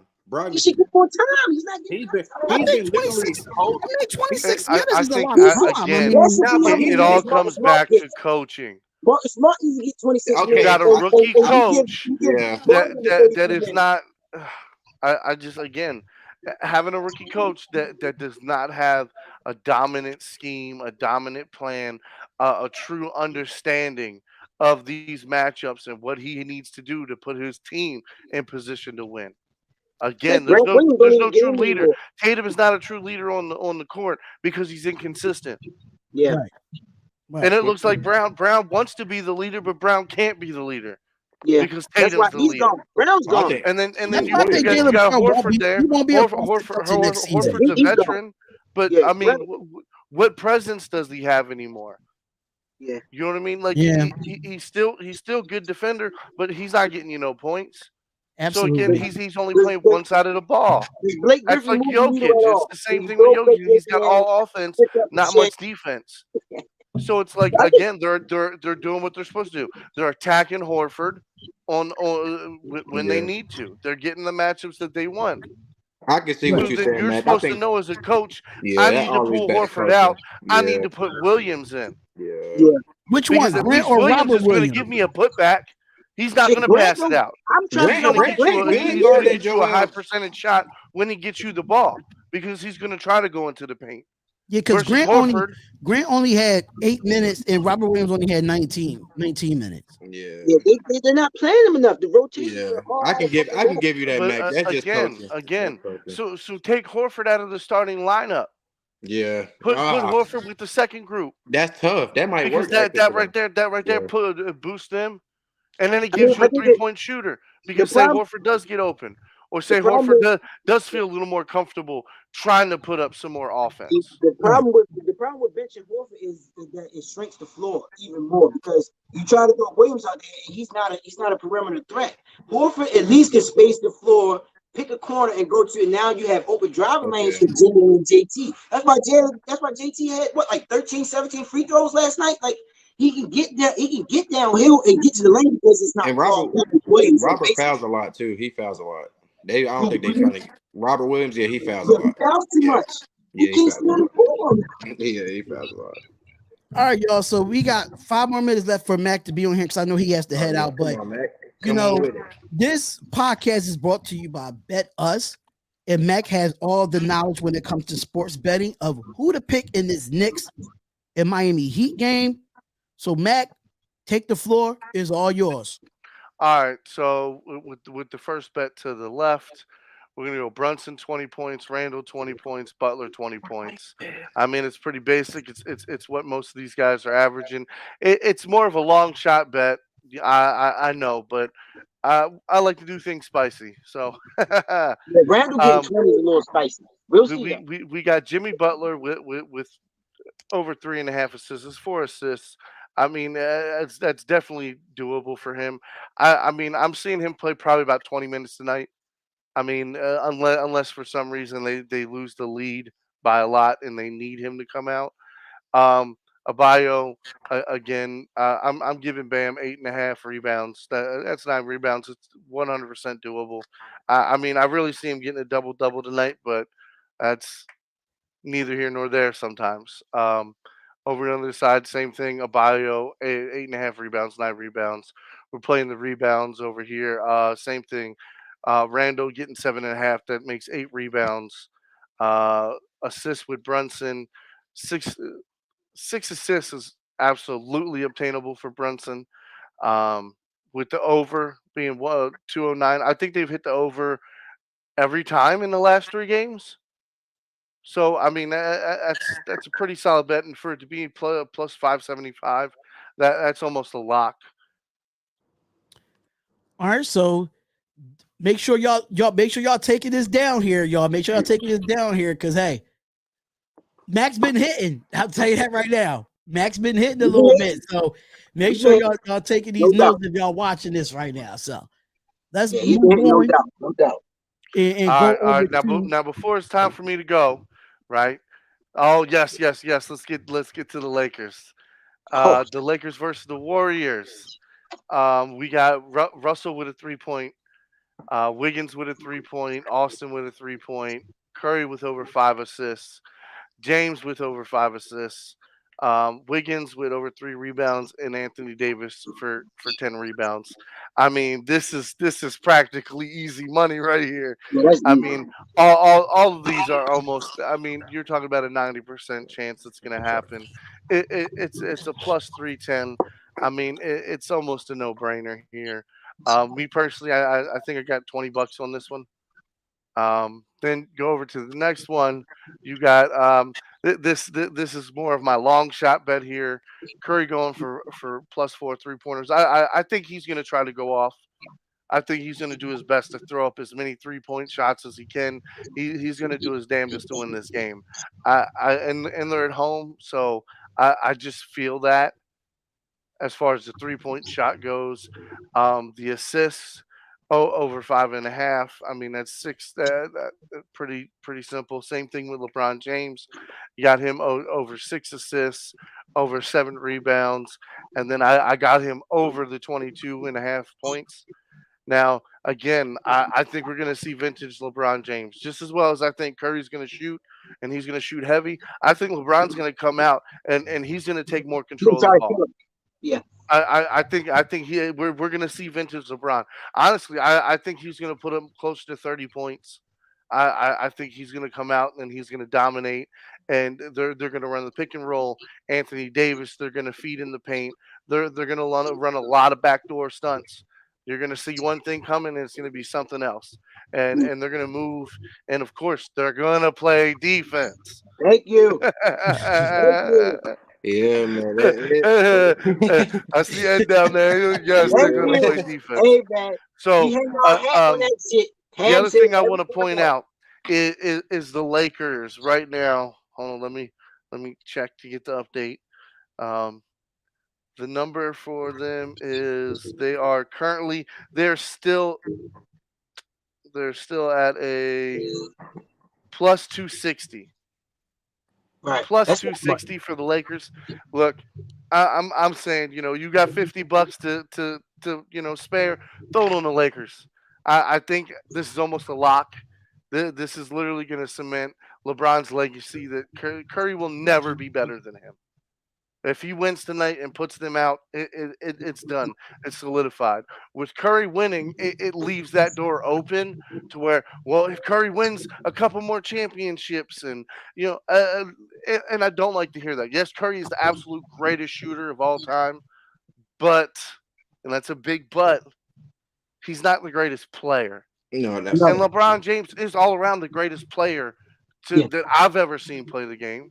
Yeah. Now, to me, Michael Jordan is the GOAT. I watched Michael Jordan growing up, and I'm sorry, like you said, the next best thing to Michael Jordan is Kobe Bryant.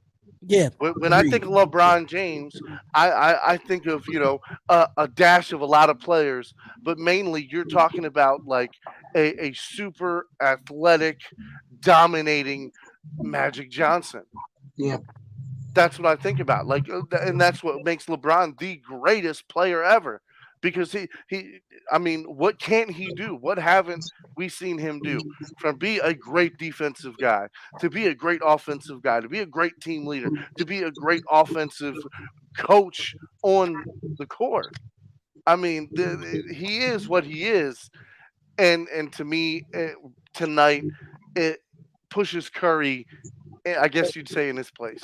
No, Anthony Price, I don't think he's saying that he's saying LeBron player is the best player of all time. I think he's saying that he's just better than all around. Curry All around. He's a better As far as all around. as far as all around all time. As far as all around. All around player that ever played.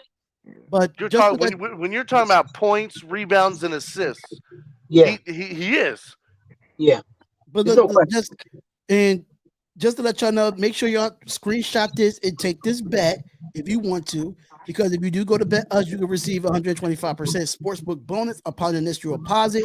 So if you want to use the link that's in the description to go on Bet Us, the link is, well, I didn't put the link in the comments today, but the link is definitely in the description for Bet Us to get that special offer. So make sure y'all screenshot both of those when it comes to Lakers Warriors and Knicks versus Heat.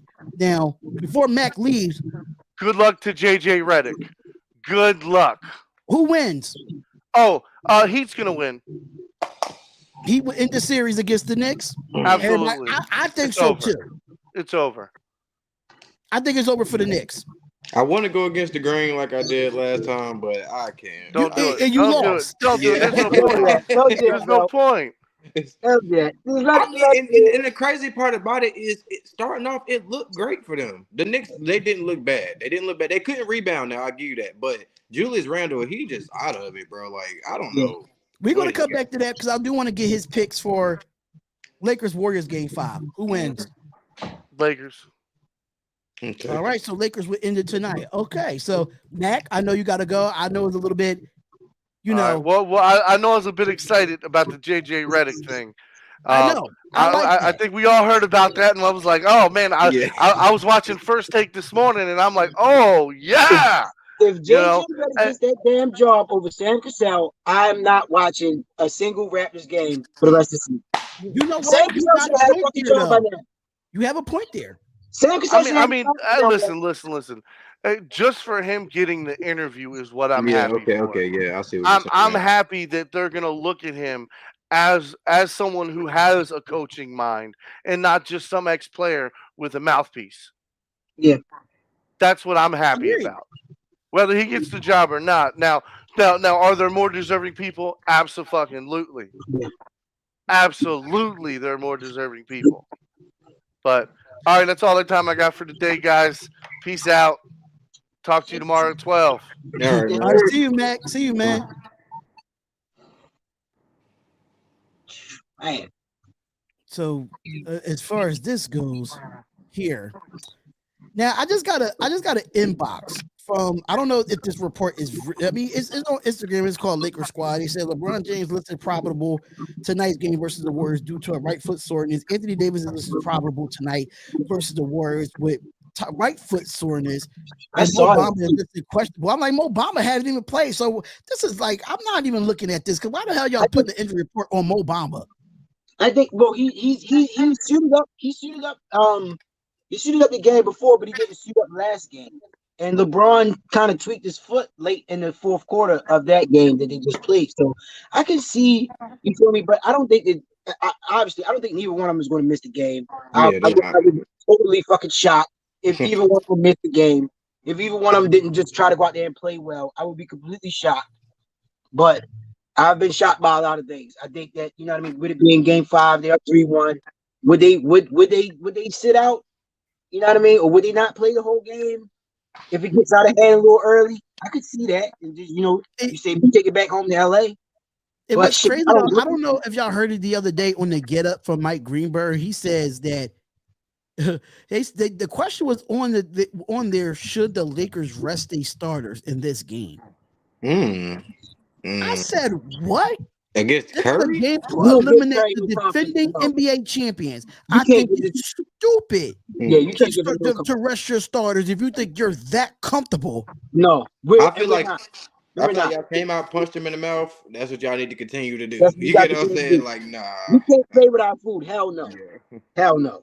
I feel like if you're up a certain amount of points that is not reachable to come back, then you don't play them in the fourth quarter. But what is that to Steph and them? What number is that? Is that 20 plus? It's got to be somewhere in the 20s. Because if it's 10-15, you talking about rest of some goddamn body, you plan on losing that game. It's got to be at least 20-30 points or something like that. Because that's the threat of the 3-pointer from him and Clay is just too dangerous for it to be anything under that. Because especially at home. Yeah, especially at home. They get that crowd behind them. They play a little bit of better defense at home and shit. So it's like, no, I don't think that they should. There's no way in hell they should rest any fucking body. I mean, maybe I should rest Russell. Huh? That maybe I should rest Russell with that 1 for 10 last game, man. Hey man, I think he has to step up in this game if the Lakers. He's on a short leash. I think he's on a short leash with he got to be. Yeah, Lonnie had 2 decent games back to back, so it's like why kind of everybody not talking about Austin Reeves? He had 21. What about Reeves? Reeves played great first quarter for y'all. I've been saying the same thing about Reeves all playoffs. Reeves has been our most consistent guard all playoffs. Yeah, he had like 1 or 2 bad games, but overall in his game in the playoffs, he's been there for them. He's been our most consistent third player as far as scoring. Yeah. He's been our most consistent, and like I say, you kind of like Dennis. Dennis plays defense. He comes in. He doesn't turn the ball over. He's making the numbers. He doesn't turn the ball over. He doesn't take a lot of stupid shots, and he plays defense. It's better than he's just a weird player to me. I think Dennis just doesn't pop to everybody. He just doesn't. He's just not that popping player. He does the job. He does the job. Dennis does the job. Dennis does his job. He doesn't come out there and try to hijack the fucking offense. Yeah. He doesn't come out there and try to do too much. D'Angelo has a lot more space to cook, but there's a lot more space to be like, all right, you're 1 for 10. It's time to sit you the fuck down. You feel me? So do y'all have the Lakers winning the game tonight, or do you see them going back to LA and finishing it in Game 6? Damn, I think it's gonna be another close game, bro. And I'm a Laker fan. I think it's gonna be another close game. I would not be surprised if they beat us this game. I wouldn't be surprised if it's close. Then maybe we could pull it out. But if it gets out of hand a little bit too early, then it's like, bro, we might as well just go ahead and pack it up, get ready for LA. I can say though, I expect Clay to have a better game. I expect Clay to have a way better game. I expect him to have a way better game. 9 points in 41 minutes is crazy. Like and Poole as well, because Poole has been on a short leash. Poole has, when he gets in the game, he need to hit his first 2-3 shots for him to stay in the game, because Steve Kerr's been taking him out like instantly and not going back to him. Because how much notice when paid again? But just from watching the game, how much you get paid? You see the momentum that the Warriors had against the Lakers in the last game, and when you put Jordan Poole in, he's just like, you know how you go to a party and you got that one odd person that just want to be toxic. Right. That's Jordan Poole when he gets in the lineup. That is Jordan Poole. He gets in and he just thinks like, I gotta cook now. But then he gets on defense and he just fouls. He doesn't even try on defense. He just is then complain to the refs every time. Every time. He's in his own head. You gotta stop complaining to the refs, bro. If you don't get the foul, you don't get the foul. You can prove the point. I'm trying to think, have I seen Jordan Poole ever play defense? Like really play defense? Have Jordan Poole ever played defense? No. Yeah. But at least he wasn't as foul happy as he's been in this series. He's just been fouling so freaking much. It's like when he gets in the game, we see green when we see him. It's like, bring him into the play. He's gonna foul.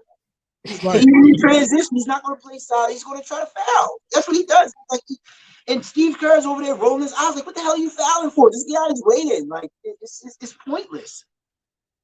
But shit. Agreed. So but you kind of need him because I think the Warriors will go back to LA, and I think they lose Game 6. I think Warriors will win tonight. You got them losing? I thought you gonna say they winning. The only way the Warriors we knew the Warriors coming into the playoffs in itself, they was one of the worst road teams in the NBA. Yeah. Yeah, they understand that y'all gotta win on a. I think the Lakers gotta win. I mean, the Warriors gotta win in crypto.com. I think they gotta win there, if I'm not mistaken, in this series. No, they haven't won there. No, we held court at home. We took the first game from them on the road. Oh, right. That's my bad. So when it comes down to it, So John Rader says that Lonnie Walker will start in the lineup tonight with AD, James, and D'Lo. I'm not a big fan of that. I'm not a big fan of that. Lonnie Walker come off the bench and be a part of that second unit, in my opinion. Why bench Reeves? I don't get it. You don't bench Reeves because Reeves been doing his job. Yeah, you don't want to bench Austin Reeves in that situation. I think you just, like you say, you put D'Lo on a shorter leash because he hasn't been really cooking. And his defense has been up and down, honestly. Lonnie's a better defender, more athletic, more susceptible to getting out on the break and run. I think we need to get back to what we did last game as well, late game. We need to put LeBron more at the point guard position because him at top, you feel him being able to survey and make the correct pass was the game changer in that game yesterday, last time. Was the game changer in game 4. He was at the guard position. He was the one making decisions. He can attack easier from out high. You can't double him because he's one of the greatest passers. So it's like, shit, you spread the court with shooters and you got AD in that mid post. You run screen and roll with him and AD. It's like, what the fuck are you going to do with that? You can't really do much. This game is going to be good tonight. No, it's going to be a great game tonight. And going back to the Knicks and Heat, only thing I want to say to the Knicks is this. I want to see some fight. Yeah. I want to see some fight, man. Give me effort because, like I said in the last podcast yesterday, when it comes to Jalen Brunson, all you got to do is make him go right. He cannot dribble with his right. He's such a lefty, and the only reason why I say that because I am a lefty, and I'm I a lefty too. I'm a lefty. Trying to shoot and lay up with my right hand, so I know when I'm getting defended, everybody's going to try to force me right, and that's what the Heat has not done. I understand they has been successful on Jalen Brunson, but the only way if you want to get Jalen Brunson off his game and get him not in his mold, force him right. Yeah, I understand. I know Sprocia is looking at the film is like, yo, he's going right and he's floating with his left. But if you just cut off his left side, period, I think he doesn't get the points that he get. But it's Jalen Brunson we talking about. So he's been the only consistent one for this New York Knicks team. At the same time, and you said this in the chat, they got killed on the rebounds. Like Mitchell Robinson had 7, Hartstein had 3, Kyle Lowry had 5 rebounds, Max Strus had 6 rebounds, Caleb Martin, they guards were out rebounding the bigs. Yeah, there's no fight. They're not fighting right now. And in the last series when they played against the Cavs, everybody basically said that they made the Cavs look like frauds. They're being made to look like frauds right now. Yeah, they're being made to look fraudulent. The Cavs definitely should have won that. Team with Donovan Mitchell just getting there and shit like that, and everybody trying to figure it out.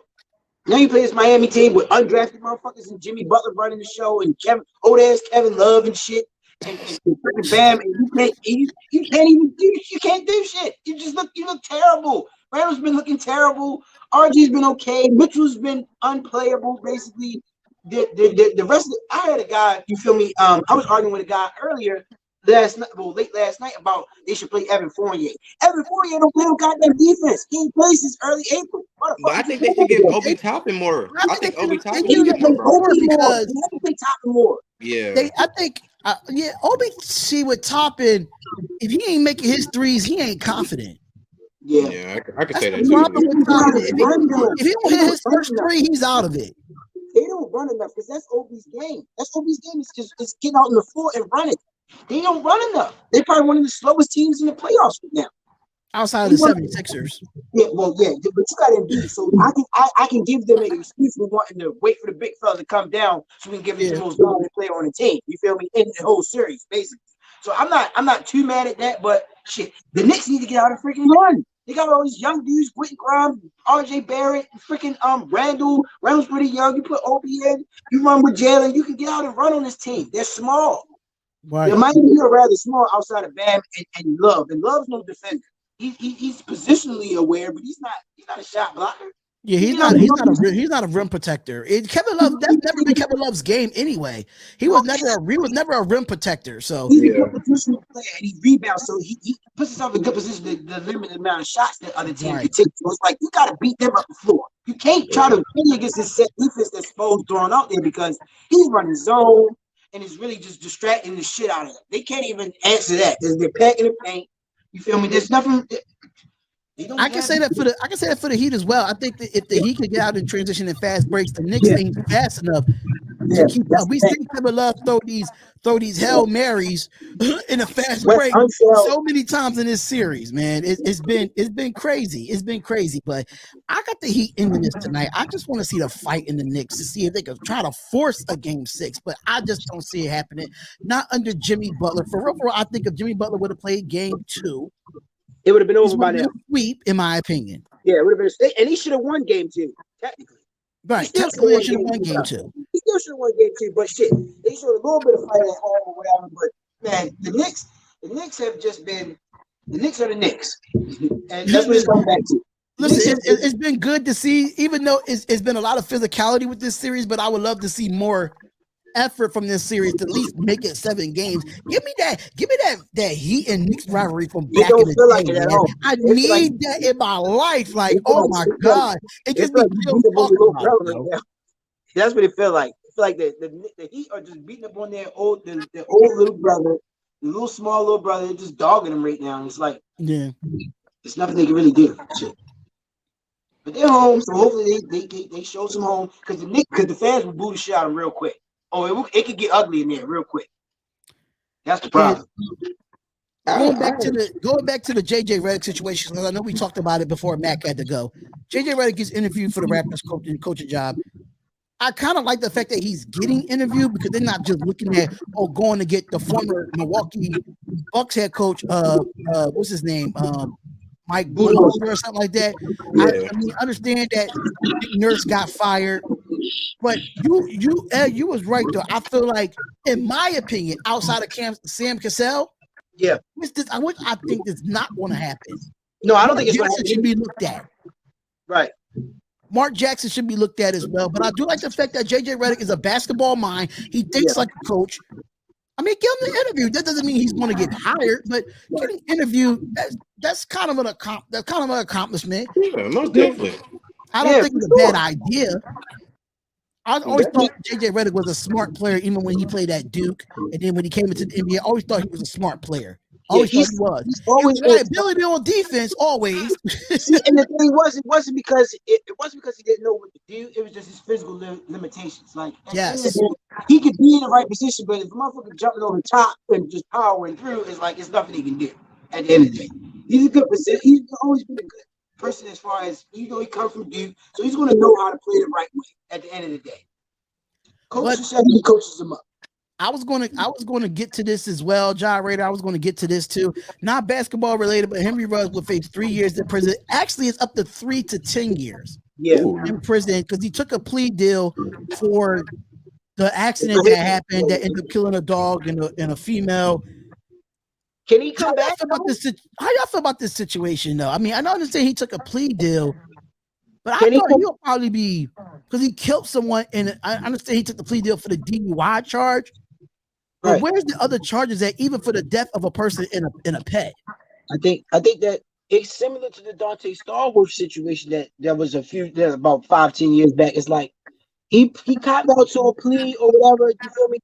Or the area they were in, the charges were the charges. I'm not really too ultimately familiar with the case as far as the details, but I think that going forward, I wonder if he can make his way back to the NFL. He was still young, he was like 21, 22. He'll be about 25. I think he was about 20. I can look at it right now, though. Yeah, he's still young. Yeah, he's still young. Do you think a team take a flyer on me? You know, NFL forgive a motherfucker quick. I mean, they still had Richie in the league. Richie Mike Vick all those dogs. Allegedly, he did jail time. Plaxico did jail time. Yeah.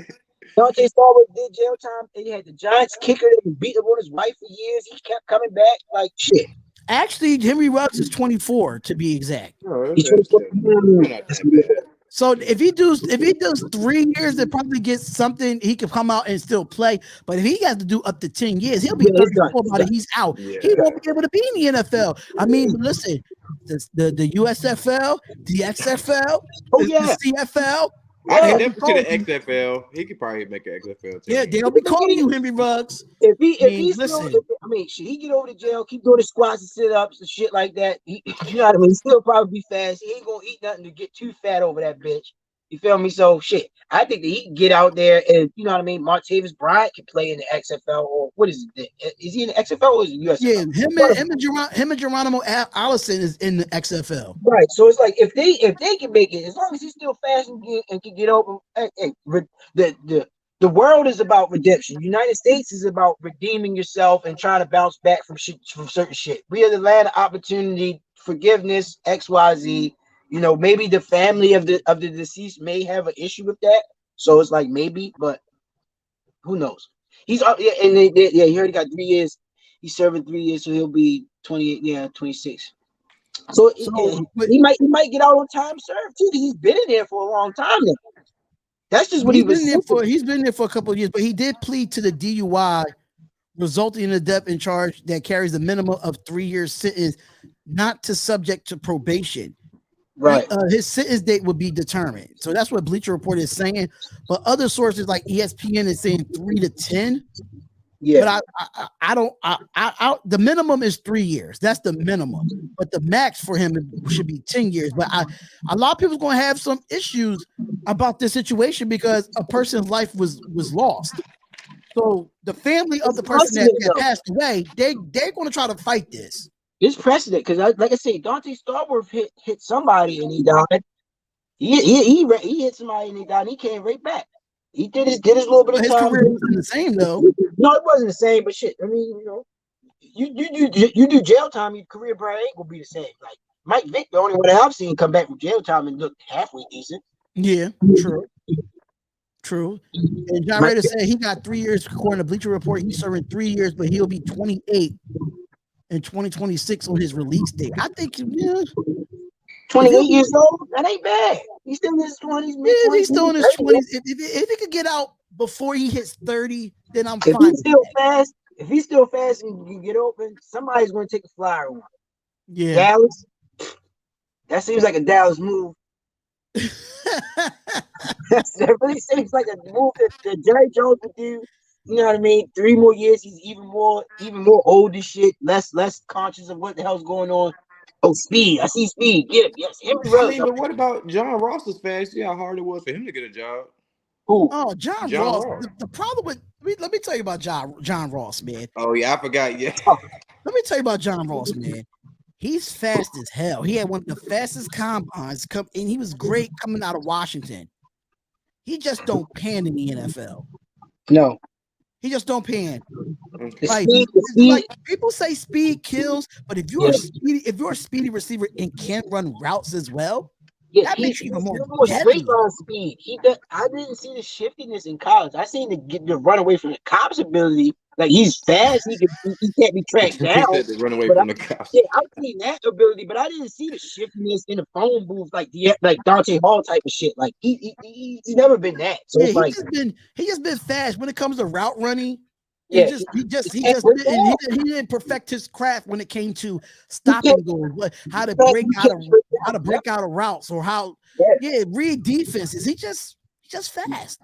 Yeah, he's just fast. Just give him a 9 route and tell him to go straight. He'll catch it. There's plenty of fast dudes in the league, and they see that shit come from all the way when he in the game. That's one thing I can say about Henry Ruggs. He can't run all the routes on the route tree, but he can run more routes than John Ross. Yeah, for sure. John Ross was just fast. That was it. He had combine speed, I think, too. You practice for the combine for 3-4 months, and you get out there, you run the damn 40. You've been practicing 40 for fucking 2-3 months. Like, of course you're gonna look good at it. He's already fast. This might be a random, but what y'all got with the Lions this year? What y'all think the Lions gonna do this year? I'm gonna be honest with you. That division is wide open. Listen, I'm calling it right now. And make sure when this season ends, I'm gonna come back to this episode. Okay. Detroit Lions will win the NFC North. Ooh, easy. The Detroit Lions will, no, because people thinking because they got Kirk Cousins, everybody thinking the Minnesota Vikings. Hell no. I like Kirk. I like family members. I like Kirk. I do. He's just not great in primetime games. We know this. You cannot put Kirk on a Sunday night football. You can't put him on Thursday night. You can't put him on Monday night. You can't. He just can't play. He look good. You're right. Give him a 1 p.m. or a 4 p.m. game, you'll get a good game out of Kirk. But if you put him past 4 p.m., put him around like 8:30 at night. I think the schedulers do that shit. The schedulers may do that shit on purpose. Give him a bunch of prime time games. The schedule will be coming out. The schedule will be coming out tomorrow, so make sure y'all check out for that. But I do got the Detroit Lions winning the NFC North. The Bears. Yeah, they still got a lot of work to do. Even though they had the most salary cap in the NFL, and they did get a lot of good acquisitions. Yeah, they got a good player line in the defense. What I still think they still got some ways to go. Can he throw? Can we? Are we? I mean, we know he can run, but can he Can throw? throw. The question is, listen, I think Justin Fields can throw. The question is, can he get an offensive line so he don't have to run? Yeah, That man been running for his life all year. He's running for his life. Yeah, he can't even get a three step drop without getting touched. Yeah, that's how bad it is for the Bears offensive line. That's bad for them. So, the Bears, I don't. Even though they did bring DJ Moore over from Carolina, still not enough for me. The Vikings is going to be the Vikings. They always a disappointment every year. They like the Cowboys, accident waiting to happen. The Packers is in a rebuilding year. Any expectations? Cobb is no longer there. Huh? Any expectations for Jordan Love? We don't know what he is. I mean, he got a 1 year. We don't know what he is yet. I don't know. I gotta see Jordan Love. But listen, I seen Jordan Love in preseason games, and sometimes they had to come in for Aaron Rodgers, but that's not enough to prove to me that the Packers are going to win the division. I don't know what he is. I haven't seen. He probably got like 20 snaps or some shit like that. Like, he's been behind Aaron Rodgers his whole career. Yeah, Aaron ain't come out to me in games.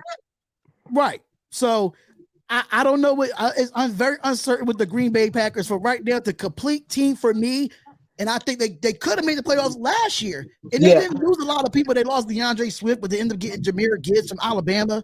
So they end up they got rid of Swift, they got Gibbs, but the only thing I do say is they lost Jamal Williams. I hated that for the Lions. I hated that they lost him because he led the league in rushing touchdowns last year. Yeah, he was. I mean, he was a goal line stealer though. DeAndre Swift was doing a lot of the heavy load, the heavy lifting. He could get down to the goal line. I think that at the end of the day, they had to clean up a lot of their late game shit because they lost a lot of games on final possessions, a lot of close one score games under 7 points. Really, 3-point games. How many field goal games did they lose? I know we beat them. So it's like shit. It's gonna be very interesting when the schedule comes out, especially if I already know who my teams are playing. I just don't know when we're playing them. That's the thing. I already know who my teams are playing. I know we got the NFC North this year. So we got the NFC North this year, and we got a couple of teams. I think we got the Giants from the NFC East, and I knew they were going to do that because we traded Darren Waller to the Giants in the home game. And mind you, the Giants game is a home game in Las Vegas, so Waller goes back to Las Vegas. So they're going to try to make that a storyline. So I see that happening, but I just don't know when we play them. So with that being said, y'all, we're actually wrapping it up here. We're wrapping it up. Went through all the topics, and I'll be live again later on. You know, I'm doing Heat and Knicks in the play-by-play, and I'm doing Lakers and Warriors, and I just know I'm gonna be stressed out for this Lakers and Warriors game. I'm gonna be stressed. I'm gonna be stressed. It's not even. It's not even the Lakers as a team. It's the fans that kill me. It's the fans that kill me, man.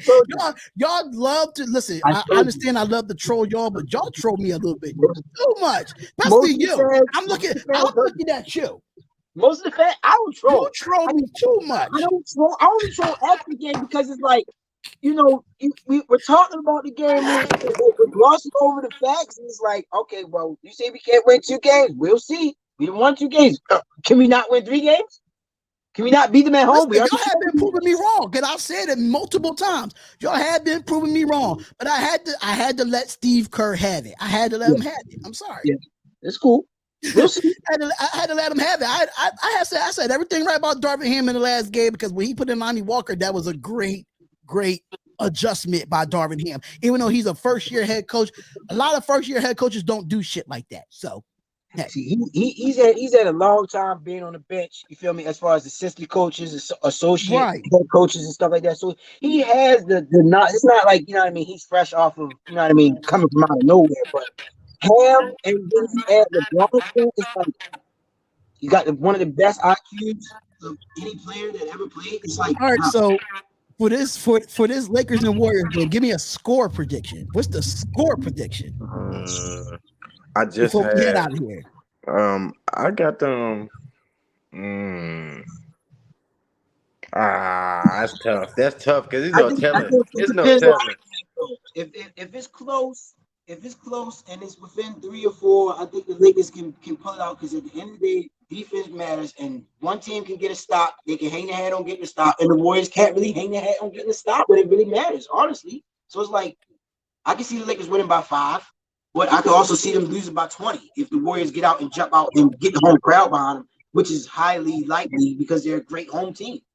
Right. You stole game 1, but then game 2, you kind of see like, okay, this is the Warriors team at home. They blitz you, they blitz you with these threes. They get out and run when they can clean up the backboard and not give up second chance opportunities and get second chance opportunities for themselves. They can be very, very dangerous because on the relocation threes, on the scramble threes, on the scramble plays on the fast break, they're too dangerous. Steph and Clay is just too dangerous. Mainly Steph, because Clay hasn't really been hit, but you can't discount it. But Steph is too dangerous in the open court. If they get out and run, they blitz early, I think they can win by 10, 20 points. But if it's close, I can see the Lakers win. Total, I got them over 220. I say total points. I think it's gonna go over 220. Yeah, go over 220. I think it'll be a high score game. I think go over 220. It'll be a high score game. All right, so that's going to wrap up episode 18 of the Darion Hopkins Show. Shout out to my brothers, man. Like, even though my actual brother came on, he had to leave, he had to go to work. But shout out to him to come on for the short time that he was able to come back on and stuff of that nature. And Mac want to come back at the last minute. I guess he got something to say. Let the something to man say, in, man. As quick as possible, man. What's up, man? I was You like, got something to say? run back over here. Oh man. So who? Everybody pick Lakers. Yeah, everybody got Lakers. I pick Warriors, but I think the Lakers are going to win the series. I pick Warriors though. Okay. I was like, man, I was all for that. I picked the Warriors, but I feel like the Lakers is going to win the series. I think they go back to LA and Lakers finish it in 6. Yeah. If anything, I think we don't want to see them in 7. We don't want to go back to the Oakland or wherever the hell they playing it now. Yeah, you don't want to go back to San Fran in 7. You don't want to do that. We don't want to do no. But I mean, like I said, if the Lakers win tonight, I would not be surprised either because the Lakers did get a win in San Fran before in this series. So I would not be surprised. But any last statements you want to say, sir, Mr. Matt Campbell? You want to come back on here and mess up no, my I was just I didn't know if y'all would still be in the LA controversy or y'all was talking Sixers or y'all was talking Raiders. No, I was like, hey, I want to jump back in. I know how it can run. I know how it can run when we get into the debates. Henry Ruggs thing. We was cool. We was talking to Henry Ruggs how he's getting 3 to 10, but the minimum is 3 years for him for the whole DUI situation. Man, what a disappointment! What a disappointment! Like, I mean, a leader, as like a father type person could have saved all that shit. Yeah. Somebody really pulling him up under their wing, saying, "Hey, look, man, what you're doing is starting to look a little crazy."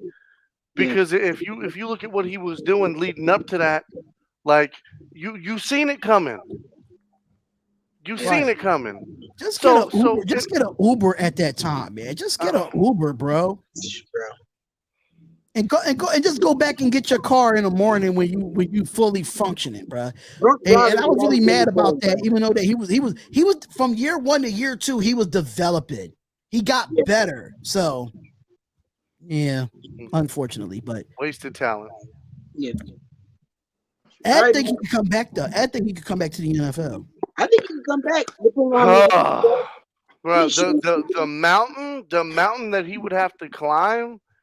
I mean, you're not talking about Michael Vick charge. You're talking about like this guy could have killed somebody. He did.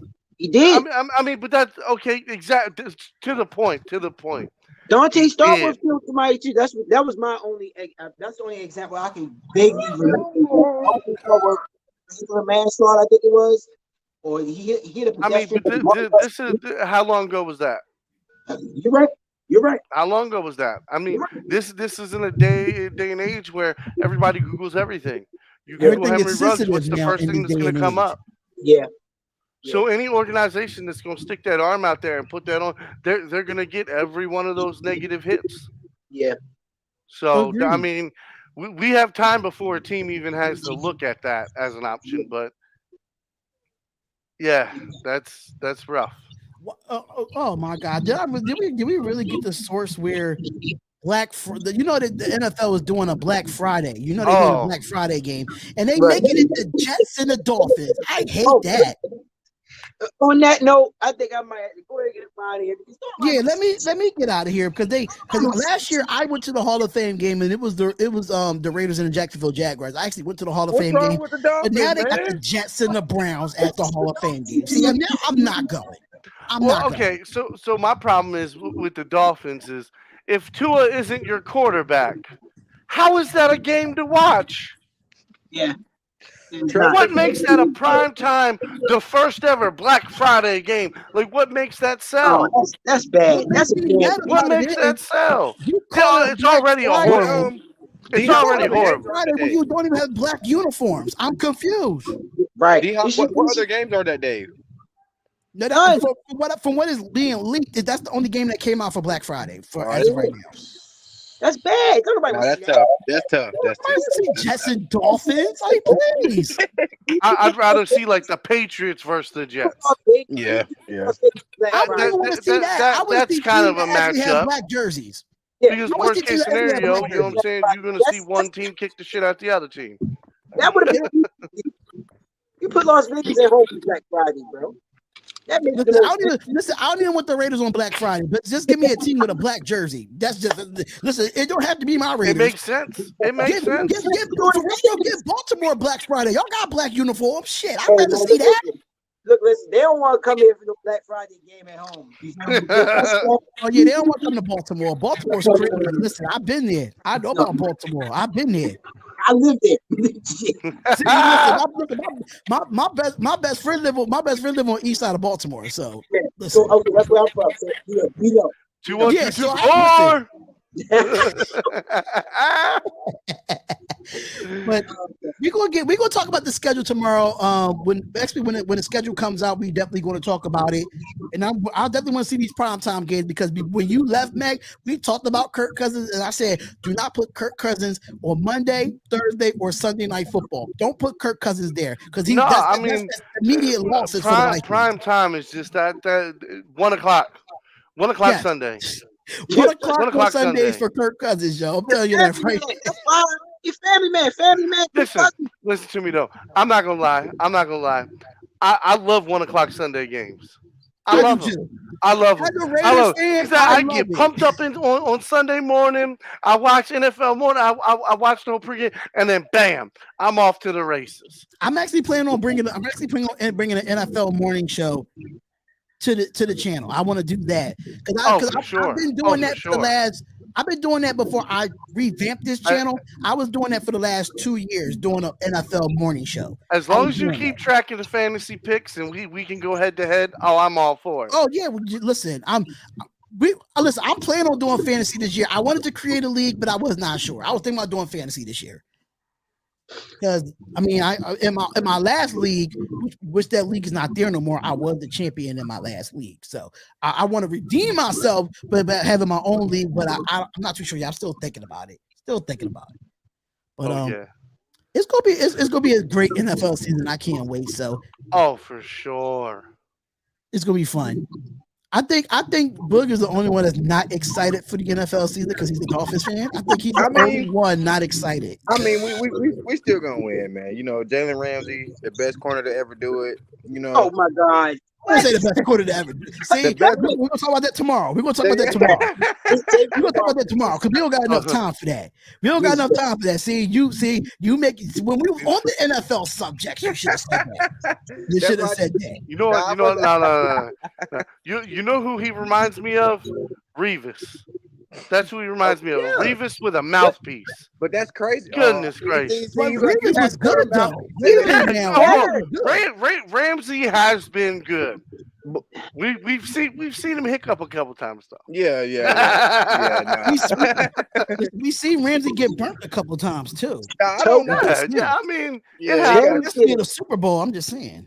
Yeah, he got some work to do, man. He got some work. He getting of age though. Yeah. We will listen. We'll get that tomorrow. I'm gonna got a topic tomorrow about Jalen Ramsey. He's the best to ever do it. And what corners is actually better than Jalen Ramsey? Since you said it, I'm gonna talk about it. You said the best. Oh you man, should've we said gotta go that. Now stats. I'm gonna We pick gotta your go brain with that. stats. Gotta I'm go gonna pick your stats. brain with that. There, you said the best to ever do Oh, it. no, but it's crazy because as soon as Max says Revis, like that was my favorite before Ramsey. Like, but Revis, it was just like I like corners. I like cornerbacks. So yeah, we can talk about that tomorrow. Oh, yeah, we definitely gonna talk about that tomorrow, man. We definitely gonna talk about that tomorrow. But we'll be back same time every day from Monday through Friday. This episode is just getting better and better for me, man. It's just getting better and better for me. I'm loving it. I'm loving it. So make sure y'all come back tonight. We'll be back for the live play-by-play and the reactions. You've seen all the sports bets from Mac. Make sure y'all go replay this and go get your screenshots and put your bets in. No matter where you're putting your bets in at, you have it right there on the replay. But thank y'all so much for tuning in to Be another healthy. show. Know when to stop. Know when to stop betting. Know when to stop. Know your too. limits. Know when to stop. Because that's why I don't bet anymore, because I didn't know when to stop. I lost a lot of money back a couple years back, and I stopped gambling. That's why I go with daily. I do daily fantasy. I do DFS. I wouldn't do the sports book thing. DFS is pretty easier for me. But make sure y'all comment, like, and subscribe to the channel. We see y'all at 12 o'clock tomorrow. Recap all the games, more NFL news. And like I said before, Mac, I don't know if you saw, but I said the Detroit Lions win the NFC North. I said what I said. Woo! That's a hot pick. Dude, I got your ass tomorrow. I got you tomorrow. I said what I said tomorrow. I said if you once the season end for the NFL, come back to episode 18, and I said what I said. Detroit Lions will win the division. I said that. So comment, like, and subscribe. We out of here, y'all, and we see y'all in another show. And then we see y'all tonight as well as the Darion Hopkins Show. And we're out of here, y'all. Peace.